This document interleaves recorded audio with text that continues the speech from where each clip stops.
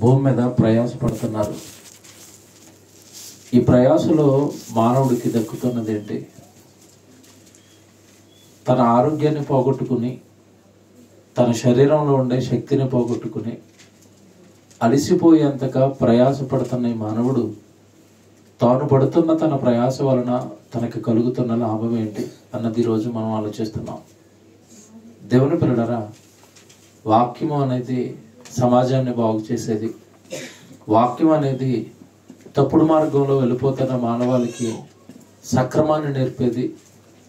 అన్యాయంగా అక్రమంగా ఈ లోకం కొరకు తన జీవితాన్ని నాశనం చేసుకుంటున్న వారిని మేల్కొలిపి మరలా సరైన మార్గంలో పెట్టి పుట్టించిన పరలోకపు తండ్రి కొరకు బ్రతికేవారిగా మలిచేది, మార్చేది వాక్యం అండి. కనుక వాక్యము ఎక్కడ దొరుకుతుంటే అక్కడ, వాక్యము ఎంత విరివిగా మనం వింటుంటే అంత మన ఆత్మీయ జీవితానికి మంచిది. దేవుని పిల్లలారా, ఈరోజు మనుషులు ప్రయాస ప్రయాస ప్రయాస ఈ ప్రయాస పడడానికి మనుషులు కనుగొన్న విద్యలన్నీ అని అడిగితే 1,000,000 విద్యలు కనుక్కున్నాడంట. 1,000,000 విద్యలు కూడా దేని కొరకంట? 1,000,000 కొరకే. అంటే తాను ప్రయాసపడుతున్న ప్రయాస ఎన్ని విధాలుగా, ఎన్ని రకాలుగా ప్రయాసపడుతున్నాడో చెప్పాడు. 1,000,000 రకాలుగా. ఇంతకీ ప్రయాస అంతటి వలన ఇతను కలుగుతున్న లాభం ఏంటి? తాను పడుతున్న ఈ కష్టం, తాను పడుతున్న ఈ శ్రమ, తాను పడుతున్న ఈ బాధలు, వీటి వల్ల తనకు వచ్చే ఉపయోగం ఏంటి అన్నది మనము ఈ రాత్రి మనం జాగ్రత్తగా ఆలోచించాలి. భూమి మీద మనిషితో పాటుగా 84 లక్షల జీవరాశులు ఉన్నాయి. అవి ఏనాడు కూడా మనిషి పడతన్నంత ప్రయాస అవి పడవు. పడతాయా? దొరికితే తింటున్నాయి, దొరకకపోతే అలా ఉండిపోతున్నాయి. గట్టిగా ఆకలేసి ఆకలి భరించలేని కాలంలో దేవుడికి మొరపెడతాయి. మీకు తెలుసు కదా, జంతువులు, ఏ పక్షి అయినా ఏ జంతువు అయినా మొరపెట్టేది ఎవరికి? దేవుడికి మొరపెడతాయి. చివరికి పక్షి పిల్ల, జంతువుకు పుట్టిన చిన్న పిల్ల కూడా దేవుడికి మొరపెడతాయి. ఆహారం కోసం ఆహారాన్ని సంపాదించుకుంటున్నాయి. అంటే కేవలం అవి భూమి మీద బ్రతికినంత కాలం కూడా కేవలం ఆహారం కోసం తాను దేవుడిచ్చిన జన్మను అలా గడిపేస్తున్నాయి అంతే తప్ప మనిషి పడతన్నంత ప్రయాస భూమి మీద ఉన్న ఏ జీవి కూడా పడదు. మరి మనిషి ఎందుకు ఇంతగా తీవ్ర ప్రయాసలోనికి వెళ్ళిపోయాడు అంటే, మనిషికి తెలియవలసినవి కొన్ని ఉన్నాయి, మనిషికి అర్థం కావలసినవి కొన్ని ఉన్నాయి, మనిషి ఆలోచించవలసినవి కొన్ని ఉన్నాయి. ఈరోజు దేవుడు చెప్తాడు, అవి జాగ్రత్తగా ఆలోచించండి. ప్రభునందు ప్రయాసకు ఫలితమేమి? ఇది పాఠం. ప్రభు కోసం ప్రయాస పడితే దానికి వచ్చే ఫలితం ఏంటో మీరు వింటారు. మనుషులు కేవలం వాళ్ళ కోసం వాళ్ళు పడుతున్న ప్రయాస, అంటే ఉదయం లేచింది మొదలుకొని రాత్రి మంచం మీద పడేంత వరకు ప్రయాస. మరి ఈ ప్రయాస వలన మనుషులకు వచ్చే లాభం ఏంటి? ఈ ప్రయాస వలన మనుషులకు వచ్చే ఫలితం ఏంటి అని మనం ఆలోచించినప్పుడు బైబిల్ ఏమైనా దీని గురించి మాట్లాడిందా అని మనం ఆలోచించాలి. ఉదయం లేచింది మొదలుకునండి భూమి మీద ఉన్న ప్రతి ఒక్కరికి కూడా duty, tension tension tension. Duty వెళ్ళిపోవాలి, వ్యాపారానికి వెళ్ళిపోవాలి, చదువులకి వెళ్ళిపోవాలి, ఉద్యోగానికి వెళ్ళిపోవాలి, లోకంలోనికి వెళ్ళిపోవాలి తెల్లవారు లేవంగానే. మరి ఇంత రెక్కలు ముక్కలు చేసుకుని వీటి వల్ల ఏంటి లాభం? ఏంటి ఇతనికి కలుగుతున్న లాభం? ఇంత ప్రయాసం వల్ల ఇతను సంపాదిస్తున్నది ఏంటి అని మనం ఆలోచిస్తే, మీరు లోకంలో కాస్త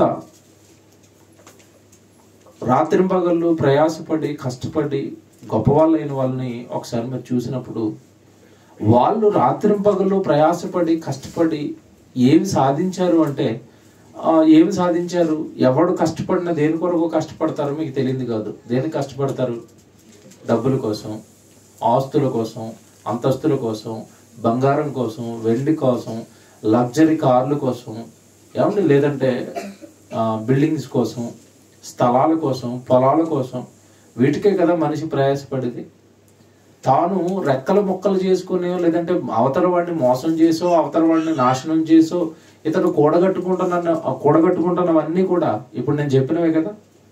బంగారం కోసం, ఆస్తుల కోసం, సిరి సంపదల కోసం మనిషి ప్రయాసపడుతున్నాడు. అవి దక్కనప్పుడు చంపేస్తున్నాడు, అవి దక్కనప్పుడు అవతల వాడిని మోసం చేసేస్తున్నాడు, ఏదైనా చేసి సంపాదించాలనుకుంటున్నాడు. కానీ వీళ్ళందరినీ కూడా దేవుడు ఏమంటాడు అంటే మీరు చాలా పెద్ద అమాయకులు అంటాడు. ఎందుకంటే ఏమీ కూడా కలిసి రాని దాని కొరకు, ఏమీ కూడా లాభం లేని దాని కొరకు జీవితాన్ని సర్వనాశనం చేసుకుంటున్నారు అని దేవుడు బైబిల్లో మాట్లాడతాడు. ఒకసారి బైబిల్ తెరచి మీరు, దేవుడు ప్రసంగి గ్రంథాన్ని రాయించాడు సొలొమోను గారితో. ఈయన సొలొమోను అనేసరికి మీరు చరిత్రలో చరిత్రకారులను అడిగినా సరే గింగురం అంటారు ఆయన పేరు చెప్పగానే. కారణం ఏంటంటే అతడు మహాజ్ఞాని, పండితులకి పెద్ద పెద్ద పండితుడు, శాస్త్రవేత్తలకి శాస్త్రవేత్త, చరిత్రకారులకి పెద్ద చరిత్రకారుడు.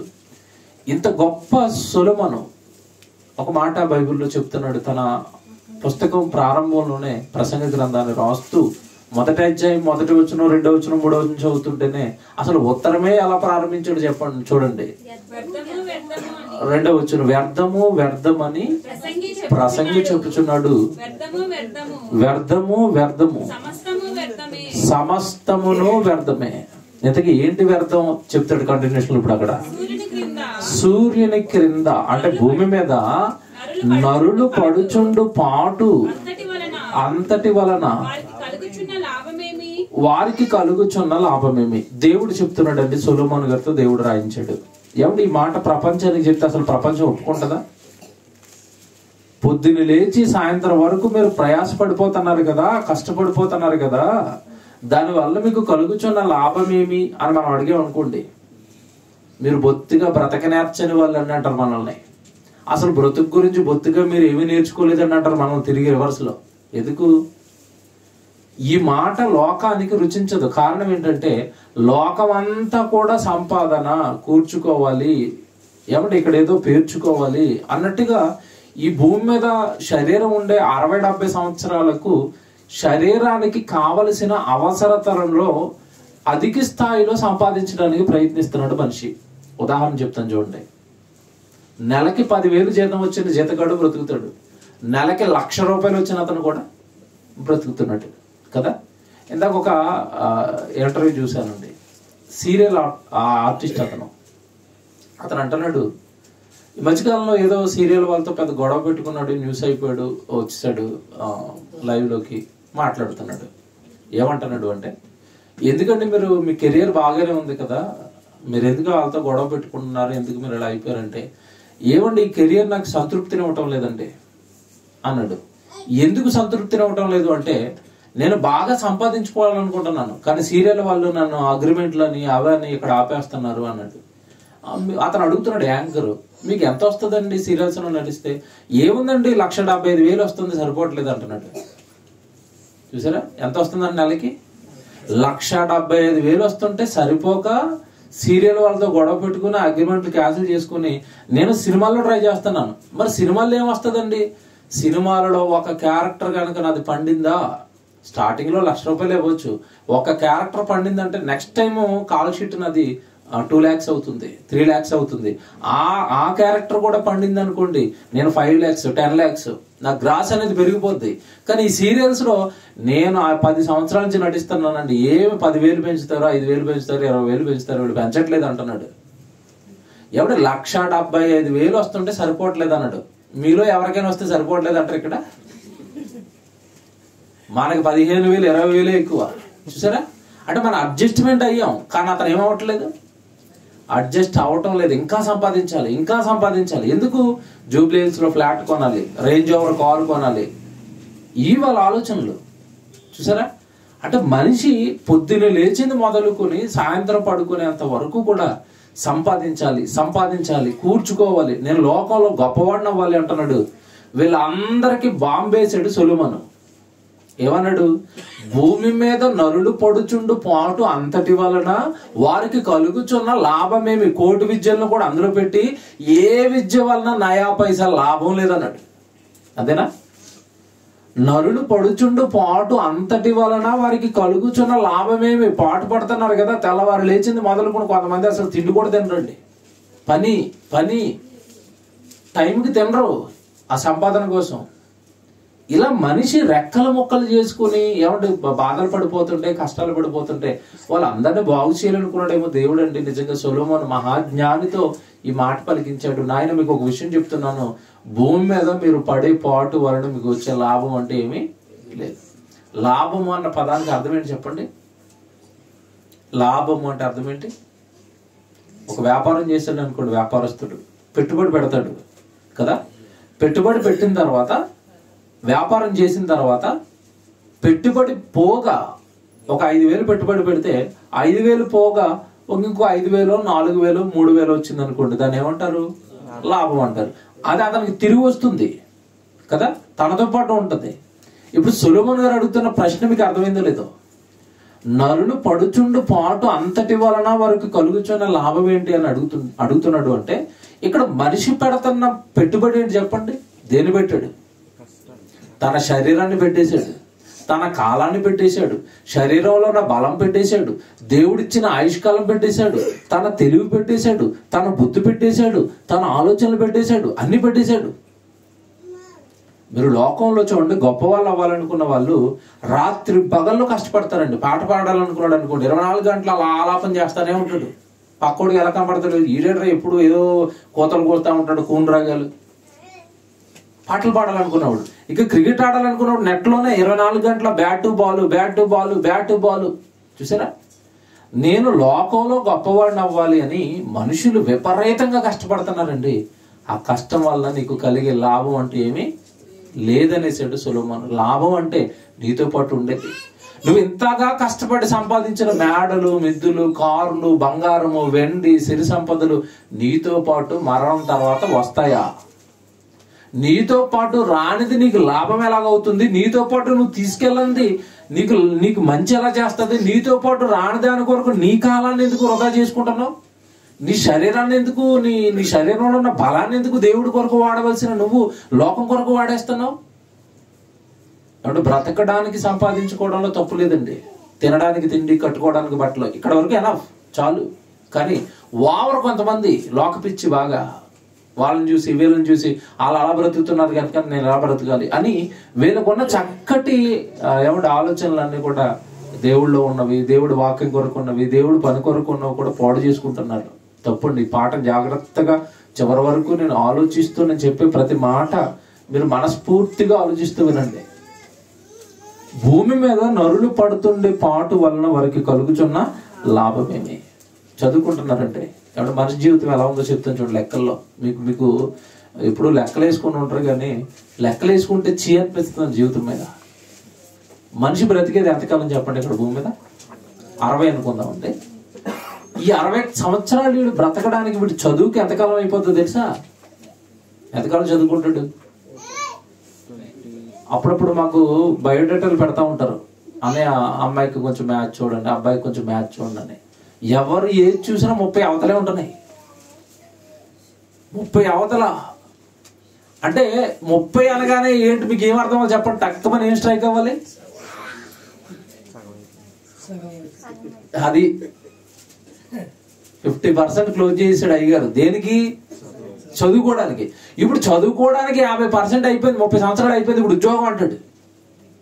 ఆ ఉద్యోగంలో సెటిల్ అయ్యి వీడికి ప్రమోషన్ వచ్చేసరికి ఏమంటే స్టార్టింగ్ లోనే రాగా కనీసం 10 ఏళ్ళు పెట్టింది అనుకోండి. ఎప్పటికి వచ్చింది ప్రమోషన్? మంచి స్థితి ఎప్పటికి వచ్చింది? 40కి. ఈయన అయ్యగారు ఎంతకాలం ఉంటాడు భూమి మీద? గట్టిగా అంటే ఇంకో 20. దీనికోసమా అందరిని విడిచిపెట్టి అది కావాలి ఇది కావాలి అయ్యి బాబా వాళ్ళు వీళ్ళని ఇంతగా ప్రవేశపడింది ఆ 20 సంవత్సరాలు సుఖపడడానికి. నేను ఇక్కడ ఇంకోటి చెప్తాను, పోనీ ఆ చివరి 40 తర్వాత మంచి స్థితి వస్తే ఆ స్థితిలో ఇతను సుఖపడతాడు. అప్పటికి ఏమొస్తుంది చెప్పండి? మెంటల్ టెన్షన్తో ముందుగా వచ్చేది ఏంటంటే థైరాయిడ్ వస్తుంది. థైరాయిడ్ ఎప్పుడైతే వచ్చిందో బీపీ వస్తుంది, బీపీ ఎప్పుడైతే షుగర్ వస్తుంది. మరి సంపాదించింది ఏమనుభవిందామని అలా రోడ్ల మీద తిరిగాం 40 సంవత్సరాలు. దేవుడిని విడిచిపెట్టి, సంఘాన్ని విడిచిపెట్టి, వాక్యాన్ని విడిచిపెట్టి, పనిని విడిచిపెట్టి ఏమి సాధిద్దామని తిరిగావు నువ్వు. పోనీ సాధించింది నువ్వు సుఖపడడానికి నీ శరీరం రెడీగా ఉందంటే 40 దాటితే శరీరంలో ఏమి ఉండటం లేదు కదా, అన్ని రోగాలే కదా. రాజకీయ నాయకులు చూడండి 60 ఏళ్ళు ఉంటాయి, 60 ఏళ్ళు ఉన్నా సరే ఆడున్న పదవి సరిపోతుంది. ఇంకా నేనేదో పాదయాత్ర చేస్తానంటాడు, ఇంకా ప్రధానమంత్రి అయిపోతాడు, గట్టిగా మాట్లాడితే చచ్చిపోతాడు. రాజకీయ నాయకులు ఏంటి జీవితాలు, మానవ జీవితాలు అంటే అసలు మానవుడికి దేవుడు చెప్తున్న జ్ఞానం ఎక్కటం లేదండి. నాయన, నువ్వు వెళుతున్న మార్గం తప్పురా, నువ్వు పడుతున్న ప్రయాస తప్పురా, దానివల్ల నీకు ఏం ఉపయోగం ఉండదరా, నాశనం చేసుకుంటున్నావు జీవితాన్ని. ఒక్కసారి నా మాటలకు నువ్వు మనస్ఫూర్తిగా చెవియొగ్గు, నీ జీవితం ఏంటో చెప్తాను.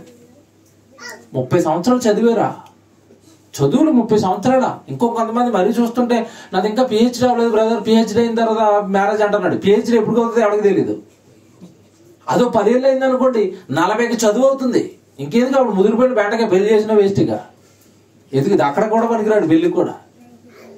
ఏంటోనండి మానవులకి పిచ్చండి, పిచ్చి. వయసు అయిపోతుంది, శరీరం కుళ్ళు ఎవడు కృషించిపోతుంది, ఎక్కడికెక్కడ తెల్లగా అయిపోతే అప్పుడు పెళ్లి కొడుకున్నాడు రంగు వేసుకుని బయలుదేరుతున్నాడు. అప్పటికే అయిపోయింది అంతా చదువు కోసం, వీటి కోసం. దేవుని పిల్లరా, మనిషి జీవిస్తున్న జీవన విధానం బాగోలేదండి భూమి మీద. దేవుడు చెప్తాడు, ఇప్పుడు దేవుడు మాట్లాడతాడు చూడండి, ఆయన మాటలు ఎంతగా ఆలోచింప చేస్తాయి చూడండి. ఈ మాట చెప్పిన సొలొమోను మీకు చెప్పానుగా, సామాన్యుడు కాదు, అన్ని అనుభవించిన వాడు. యాక్చువల్గా ఇలాంటి మాటలు ఎవరి నోట వస్తాయంటే ఏమీ లేనోడు నోట రావాలి, అంతే కదా. ఏమీ లేనోడు అడుగు ఏమంటే అసలు కటిక పేదవాడు ఏమంటాడంటే ఏముంది బ్రదర్, ఉన్నదంతా ఉందో అంటాడు. అలాగా ఆ స్థితిలో ఉండి చెప్తున్న మాటలు కాదు ఇవి. సొలొమోను గారు అన్ని అనుభవించి చెప్తున్నాడు. కార్లు, మేడలు, మిద్దులు, అధికారం, స్త్రీలు, అందరినీ కావలసినవన్నీ అనుభవించాడు. విదేశాల నుంచి వస్తువులు తెప్పించుకున్నాడు. అబ్బో, లోకాన్నంతా తన కన్నుతో చూసి కావాలనుకున్న దాన్నంతా కూడా అనుభవించిన సొలొమోను అంటున్నాడు, భూమి మీద నరుడు పడుచుండు పాటు వలన వారికి కలిగిన లాభం ఏమీ లేదు. నన్ను చూడండి ఒకసారి అంటున్నాడు. ఓ మంచి మాట ఇదే సొలొమోను గారు 2వ అధ్యాయానికి ఒకసారి చెప్తాడు చూడండి. 2వ అధ్యాయం 22వ వచనం చూడండి. 2వ అధ్యాయం 22వ వచనం. సూర్యుని క్రింద సూర్యుని క్రింద నరునికి తటస్థించు ప్రయాస అంతటి చేతను వాడు తలపెట్టు కార్యములన్నిటి చేతను వానికి ఏమి దొరుకుచున్నది, వాని దినములన్నీ శ్రమకరములు. వాడి దినాలంటే ఏంటంట శ్రమ. ఇంట్లో పిల్లల్ని పట్టించుకోడు, ఇంట్లో భార్యను పట్టించుకోడు, వాక్యం అన్నా పట్టించుకోడు, సెమినార్ అన్నా పట్టించుకోడు, పని అన్నా పట్టించుకోడు. శ్రమ శ్రమ, పనికి వెళ్ళిపోవాలి, డ్యూటీకి వెళ్ళిపోవాలి, సంపాదించాలి. ఎందుకు కష్టపడుతున్నావు? ఎందుకు ఇంతగా శ్రమ పడిపోతున్నావు? ఏం పట్టుకెళ్ళడానికి దేవుణ్ణి విడిచిపెట్టి మరి లోకంలో బ్రతికేస్తున్నావు? ఎంత బాగా మాట్లాడుతాడు చూడండి 22వ వచనంలో. సూర్యుని క్రింద నరునికి తటస్థించు ప్రయాసం అంతటి చేతను వాడు తలపెట్టు కార్యములు అన్నిటి చేతను వానికి ఏమి దొరుకుతున్నది. ఏముంది వాడికి? ఏముంది? అంటే నిజంగా ఈ మాటలు వింటున్నప్పుడు ఏం పట్టుకెళ్ళారు చెప్పండి? లోకంలో గొప్ప వాళ్ళుగా పిలువబడిన వాళ్ళు ఏం పట్టుకుని వెళ్తున్నారు?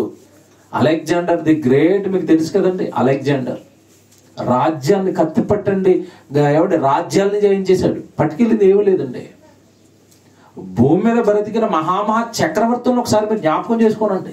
చక్రవర్తులు, రాజులు పట్టుకెళ్ళింది ఏమీ లేదు. పైగా వాళ్ళ గురించి ఒక సామెత పెట్టారు, రాజుల సొమ్ము రాళ్ల పళ్ళు. మొత్తం మీద సంపాదించి అక్కడెక్కడ పాతేసి చచ్చిపోయాడు. తర్వాత తవ్వుకోనోడికి దొరుకుతున్నాయి. మీకు తెలుసు కదండి, ఒకప్పుడు బ్యాంకులు లేవు దాచుకోవడానికి. మా రాజులు ఏం చేసేవారంటే వాళ్ళకు ఉన్న దానం పక్క రాజు ఎవడెత్తుకుపోతాడంటే భూమి దూరంగా అడవుల్లోకి వెళ్ళిపోయి అక్కడ గుంతలు తీసి లోపల పాతి పెట్టేవారు, తర్వాత తీసుకుందామని.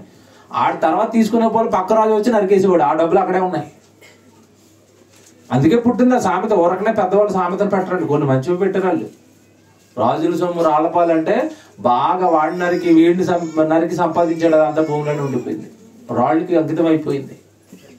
ఇక్కడ సొలొమోను అంటున్నాడు, వాని దినములు ఇంత ప్రయాసపడిన వాడి దినములన్నీ కూడా ఏంటంట శ్రమకరములు. చదువుకోవడానికి పిల్లలు పడుతున్నారు చూడండి రోజు శ్రమ. బాబోయ్, ఆడు వయసు ఏమో 3 సంవత్సరాలు ఉంటుంది, బ్యాగ్ ఏమో 12 కేజీలు ఉంటుంది.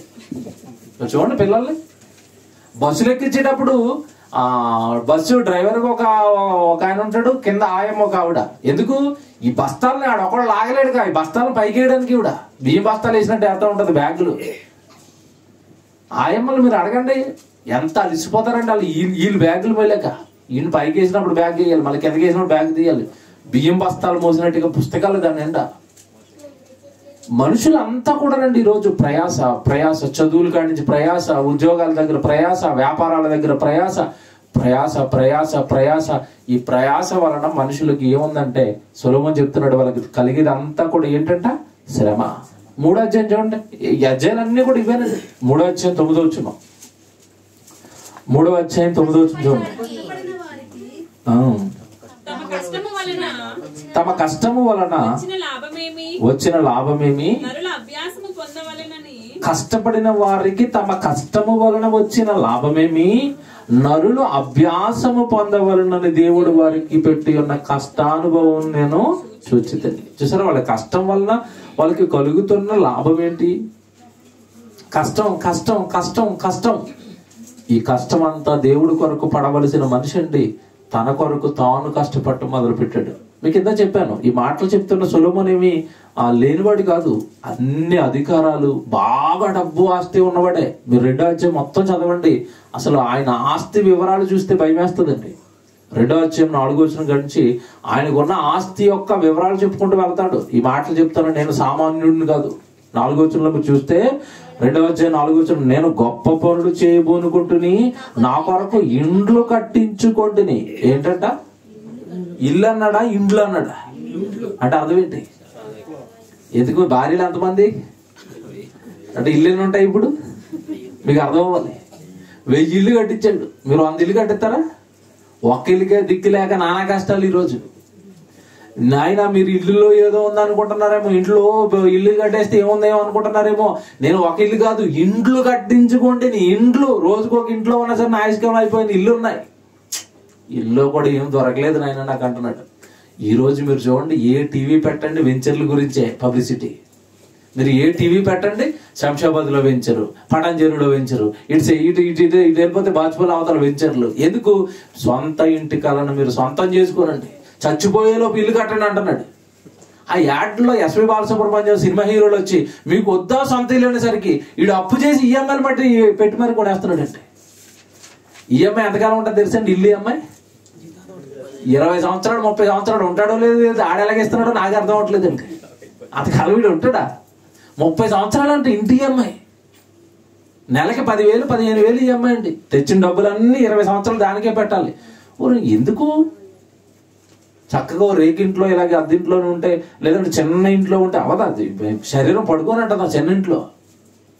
విలాసవంతమైన ఇల్లు, విలాసవంతమైన జీవితానికి అలవాటు పడిన మనిషి, విలాసాలు కోరుకుంటున్న మనిషి అండి చెప్తున్నాడు, నాకు మీకులాగా 1 ఇల్లు 2 ఇల్లు కాదు, ఇండ్లు కట్టించుకున్నాను నేను. అయినా అట్లో నాకు ఏమీ దొరకలేదమ్మా, అందులో నాకు ఏం దొరకలేదు నాయన. కింద చెప్తాడు చూడండి, ఇంకా డేటా ఎంత బాగుంది చూడండి. ద్రాక్ష తోటలు నాటించుకుంటుని, నా కొరకు తోటలను శృంగార వనములను వేయించుకొని వాటిలో సకల విధములైన ఫలవృక్షములను నాటించి తిని, వృక్షములు నారుమళ్లకు నీరు పారుటకై చెరువులు తవ్వించుకుంటుని, పనివారిని పనికెత్తలను సంపాదించుకుంటుని. నా ఇంట పుట్టిన దాసులు నాకుండి, యెరూషలేమునందు నాకు ముందుండిన వారు అందరికంటే ఎక్కువగా పశువుల మందలు, గొర్రెల మేకలు, మందలను బహు విస్తారముగా సంపాదించుకుంటుని. నాకేదో లేదు అనుకుంటున్నారేమో. అసలు నాకు యెరూషలేములో నాకు ముందున్నవాడికి ఎవరికే లేనంత ఆస్తి ఉంది నాకు. కానీ అందులో నాకు ఆనందం ఏమీ దొరకలేదు. లేనివాడు అనుకుంటాడండి ఉన్నవాడు ఎంత హ్యాపీగా ఉన్నాడని. ఆడనుకుంటాడు అక్కడ పడుకుని నిద్రలేక, వాడి జీవితం ఎంత బాగుందో. కటిక నేల మీద పడుకున్నా నిద్ర వస్తుంది, నాకు ఈ పడుపు మీద పడుకున్నా నిద్ర రావట్లేదు అంటాడు వాడు. విచిత్రం ఏంటంటే ఇక్కడోడు అక్కడికి వెళ్ళక, అక్కడోడు ఇక్కడికి రాట సిచ్యువేషన్ తెలియట్లేదు. పూర్పాకలో పడుకున్నప్పుడు చూడు ఎలా ఉంటది. పగలంతా కష్టపడి ఎండలో తిరిగి పని చేసుకుని వస్తాడు, పడుకోగానే గుర్ర కొడతా ఉంటాడు. వాడు ఆ బెడ్డ మీద పడుకుని కూడా నిద్ర రాదు. అటు తిరగా బెడ్డ కాఫీ, ఏమంటే నైట్ కాఫీ, ఇంకా అటు పనులు పేపర్లు చదువుకోవటం, టీవీలు చూసుకోవటం, సెల్ ఫోన్లు చూసుకోవటం. నిద్ర పట్టదే. ఎందుకు నిద్ర పట్టడం లేదు తెలుసండి? ఎందుకు నిద్ర పట్ట చెప్పండి? ఇక్కడున్న ఫ్యాక్టరీ ఏమైపోతుందో, అక్కడున్న 100 ఎకరాల పొలం ఏమైపోతుందో. మొన్న మధ్యకాలంలో పళ్ళు తోట వేసాం, పళ్ళు తోట పండుతుందా, తోట ఎగిరిపోతా గాలికి. బుర్ర నిండా ఇవే తిరుగుతుంటే ఇంకెక్కడ నిద్ర? చక్కగా తిని హ్యాపీగా ఆనందంగా ఉండవలసిన వీడు ఓవర్లోడ్ వేసుకున్నాడు, నిద్ర రావట్లేదు. సొలొమోను అంటున్నాడు, నేనేమి చిన్నవాడిని మాత్రం కాదు, నాకున్న ఆస్తి నాకు యెరూషలేములో నాకు ముందున్నవాడు ఎవడికి లేదు. అయినా వాటిలో కూడా ఏమి లేదంటున్నాడు, లాభం ఏమి లేదు, సుఖం ఏమి లేదు వీటితోనే. వీటి కొరకు ప్రయాసపడకండి, వీటి కోసం బ్రతకండి, వీటి కోసం మీ జీవితాన్ని సర్వనాశనం చేసుకోకండి. కంక్లూజన్ ఏమి ఇచ్చాడు? ముగిస్తూ చివరి అధ్యాయంలో మీకు తెలుసు ఏమన్నాడు తెలుసా?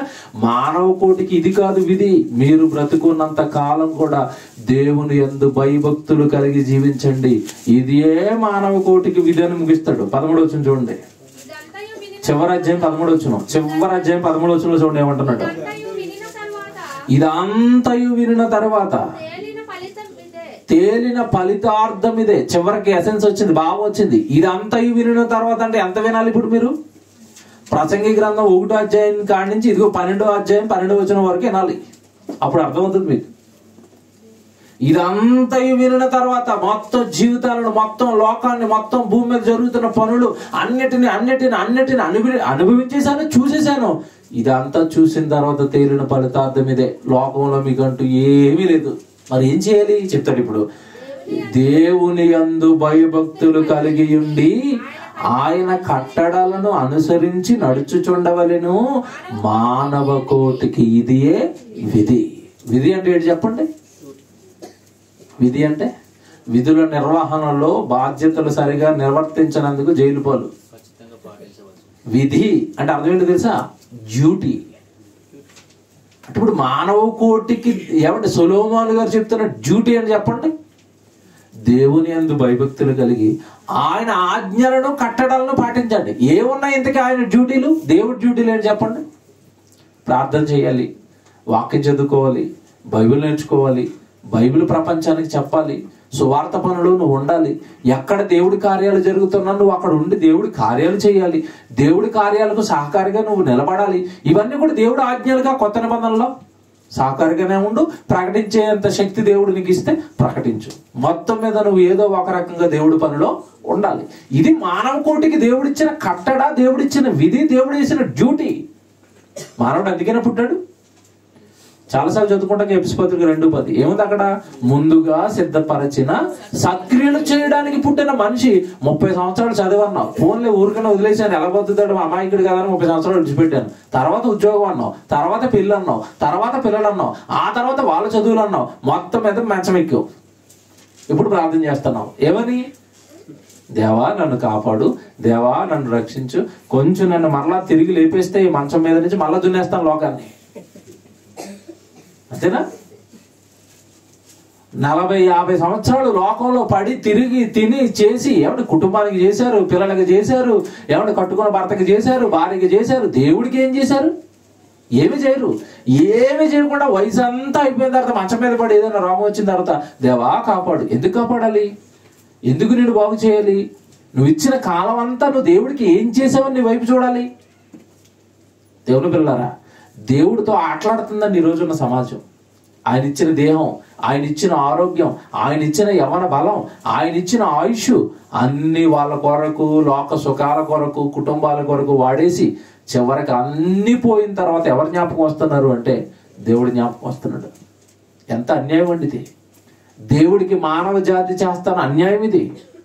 కనుక సొలొమోను చెప్తున్నాడు, మీరు ఎలా ఉండిపోకండి, నా జీవితం సర్వనాశనం అయిపోయింది, నా జీవితం నాశనం అయింది. ఆ అనుభవంతో మీతో మాట్లాడుతున్నాను, మీ జీవితాన్ని నాశనం చేసుకోకండి. దేవుని పిల్లరా, సొలొమోను ఎంత భయంకరంగా మార్చారో తర్వాత వచ్చిన భార్యలు మీకు తెలియదు కాదండి. విగ్రహారాధన వైపు మళ్లించేశారు. దేవుడిని విడిచిపెట్టేంత భయంకరంగా తర్వాత వచ్చిన అనుజనుల నుంచి వచ్చిన భార్యలు దేవుడి నుంచి ఏమంటే అన్య దేవతల వైపు, విగ్రహాల వైపు సొలొమోను తిప్పేశారు. ఆ బాధతో చెప్తున్నాడు ఇవన్నీ.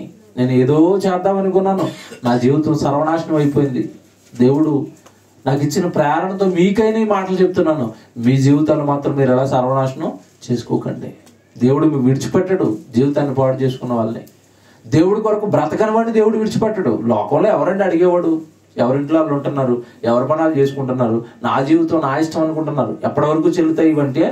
మరణం వచ్చేంత వరకే ఇవి చెల్లుతాయి. మరణం తర్వాత లెక్కడికి ఆయన కళ్ళ ముందు ఉంటాడు. ఏం చేసేవారు లోకంలో? ఎలా బ్రతికావు? నీకు ఇచ్చిన ఆయుష్కాలం అంతా దేనికి ఖర్చు పెట్టావు అడిగితే దేవుడు. ఇవన్నీ వింటున్నప్పుడు అండి, మనకి ప్రసంగాలు వింటున్నప్పుడు, లేదంటే దేవుడు పనిలో ఉంటున్న కొద్దిసేపు ఇది కాస్త దేవుడి గురించి ఆలోచనలు వస్తున్నాయి, దేవుడి కొరకు బ్రతకాలని ఉంటుంది. ఇవన్నీ నిజమే కదా, వాస్తవాలే కదా అనిపిస్తుంది. కానీ ఇందా వినోద్ చెప్తున్నాడు చూసారా, ప్రసంగం నుంచి బయటికి వెళ్ళగానే లోకం మళ్ళీ ఏం చేస్తుంది, ఆవరించేస్తుంది. అలాగే ఉంటాయి దేవుడి మాటలు. నువ్వు ఇది కానీ అంటుంది, అక్కడికి వెళ్ళిన తర్వాత ఈ ప్రసంగం ఎగిరిపోద్ది. ఎవడైనా ఏమండి ఫ్రెండ్ లేదంటే ఎవడైనా ఒక మంచి స్నేహితుడు వచ్చి, నేను ఇదిగోరా నేను ఈ బిజినెస్లో దిగాను ఈ మధ్యకాలంలో, అసలు నా బిజినెస్ ఎలా ఉందంటే మరి 3 పువ్వులు 6 కాయలు, త్వరలోనే మరి కారు కొనబోతున్నాను, త్వరలోనే మరి సొంత ఇంటికి ప్లాన్ చేశాను అనేసరికి చెవులు ఎలా నిలబడితే ఇక్కడ ప్రసంగం ఎగిరిపోద్ది. అవునా కదా మీరు చెప్పండి. ఈ నిరంతరం మనుషుల జీవితంలో జరుగుతున్నది ఇది కదా. అక్కడికి వెళ్ళగానే ఇక్కడ దేవుడి కోసం బ్రతకాలి, ఇక్కడ దేవుడి కోసం ఏదో చేయాలన్న విన్న మాటలన్నీ కూడా దెయ్యం వాక్యం ఎత్తుకుపోతుందని మీరు చదువుకున్నారు కదా చాలాసార్లు.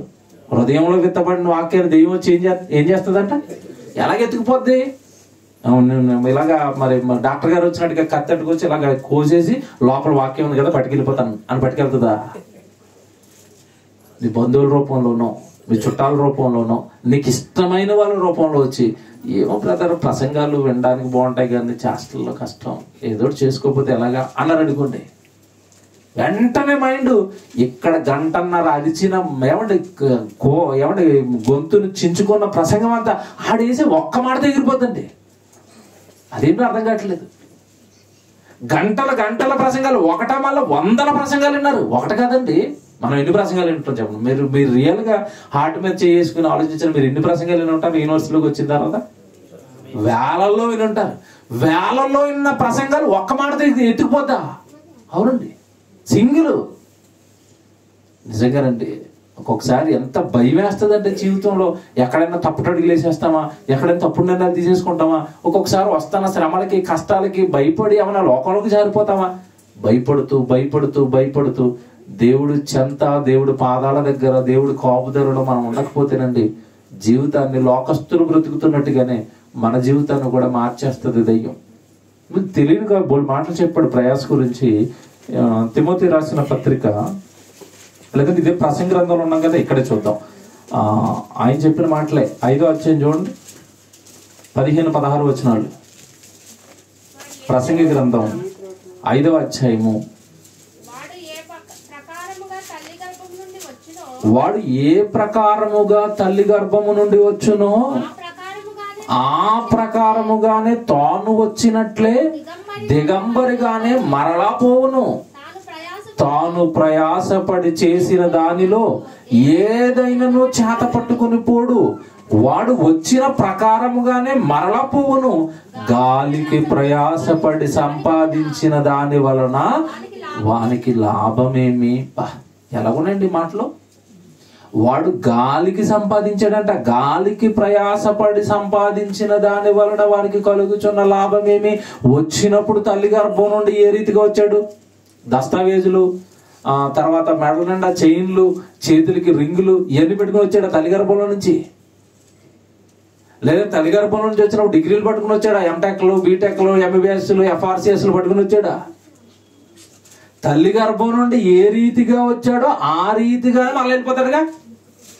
అప్పుడప్పుడు చూడండి, మీరు సమాధి చేస్తున్నప్పుడు కొంతమంది భార్యలు అంటారు, ఒరే మీ నాన్నకి అదంటే చాలా ఇష్టం రా, ఇంక మనం ఉంచుకోవద్దు, దాన్ని పట్టుకెళ్ళి ఆయన దగ్గర వేసేయండి. ఏది? బ్రతుకున్నంతకాలం సెల్ ఫోన్ అడుగుని తిరుగుతారు. కొంతమంది గ్రామాల్లో ఎలా ఉంటారో తెలుసా, సెల్ ఫోన్ తాడు కట్టి మెల్ల వేసుకుంటారు. తెలుసు కదండి మీకు. ఎక్కడికి వెళ్ళినా సరే మెడలో గేది కన్నున్నట్టుగా అది అలాగే ఎలాడబడతా ఉంటుంది సెల్ ఫోన్. మీ నాన్న సెల్ ఫోన్ విడిచిపెట్టి ఉండేవాడు కాదురా, ఆ సెల్ ఫోన్ ఆయనకే ఇచ్చేయండి. ఎక్కడిస్తున్నారు? పట్టుకెళ్ళి ఆయనకి మట్టి తీసేసిన తర్వాత ఆయన అయ్యర్ని కిందట పైన వేస్తారు. ఆయన అట్టుకెళ్తాడా? కొంతమంది చూడండి గ్రామాల్లో ఇప్పటికీ, మీ నాన్నకి చుట్ట అంటే చాలా ఇష్టం రా, పొగాకు బాగా కొని చేసేయండి అందులో. మీకు తెలుసు కదా, మందు బొట్లు వేసిన వాళ్ళు ఉంటారు, పొగాకు వేసిన వాళ్ళు ఉంటారు. మీరు చూడండి కావాలంటే గ్రామాల్లో. అంటే అర్థం ఏంటి? వాడు బ్రతుకుండగా ఇవంటే చాలా ఇష్టపడ్డాడు, వేసేయండి పట్టుకెళ్తాడా. కొంతమంది ఈ నమ్మకాల్లో ఉంటే, కొంతమంది ఏ నమ్మకాల్లో ఉంటారంటే, మీ నాన్న వస్తాడరా ఖచ్చితంగా. ఏ రూపంలో? 3 రోజుల తర్వాత కాకి రూపంలో. నాన్న కాకి అయిపోయాడంట. అంటే ఇప్పుడు కాకులందరూ ఎవరి నాన్నలు? మీరు బాగా ఆలోచించండి. కాకులంతా ఎవరి నాన్నలు? మీ నాన్న కాకి అయిపోయాడు, వస్తాడు 3వ రోజు. ఏం తిన్నాకి? పిండం తిన్నాకి.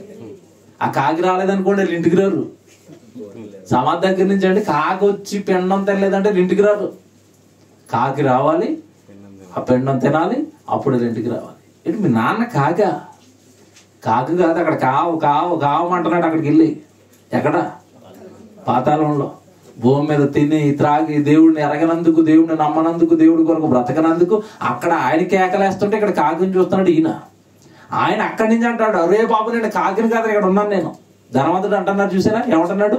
భూమి మీద నాకు ఇంకా 5 సహోదరులు ఉన్నారు, నా బ్యాచే. వాళ్ళు కూడా బాగా తింటున్నారు, తాగుతున్నారు, తిరుగుతున్నారు లోకంలో. వాళ్ళు నా దగ్గరికి వచ్చేస్తారు, కొంచెం నన్ను పైకి పంపించండి, వాళ్ళకి చెప్తాను నీ నరకం ఉందని. దేవుడు అంటున్నాడు అబ్రహాం గారి ద్వారా, నాయన అవ్వదు. భూమి మీద ఆల్రెడీ వాక్యం చెప్పే వాళ్ళు ఉన్నారు, వాళ్ళు చెబుతారు. వాళ్ళు చెబితే విని మీ అన్నదమ్ములు మారాలి. ఎంత బాగుంది చూసారా? ఏ ప్రకారంగా భూమి మీదకి తల్లి గర్భం నుండి వచ్చాడు, తిరిగి ఆ ప్రకారంగానే మరలా తిరిగి వెళ్ళిపోతున్నాడు తప్ప వీడు సంపాదించిన కోట్లు, వీడు సంపాదించిన బంగారం, వీడు సంపాదించిన వెండి, కార్లు, బిల్డింగులు ఏవి కూడా పట్టుకెళ్ళినప్పుడు ఏమంటే తిరిగి రాని దాని కొరకు ఎందుకు ప్రయాసపడతాడో మనిషి నాకు ఇప్పటికీ అర్థం కాదండి. పట్టుకెళ్ళమని తెలుసు, అవి రావని తెలుసు. ఇటు ముందని చచ్చిపోయాడు ఒకడు, ఆడు కారు అక్కడే ఉంది, ఆడు ఇల్లు అక్కడే ఉంది. అయినా సరే వాడు చచ్చిపోయిన తర్వాత ఏడుస్తున్నాడు, మంచోడు అంటున్నాడు. చచ్చిపోయిన తర్వాత అందరూ ఏమంటారండి?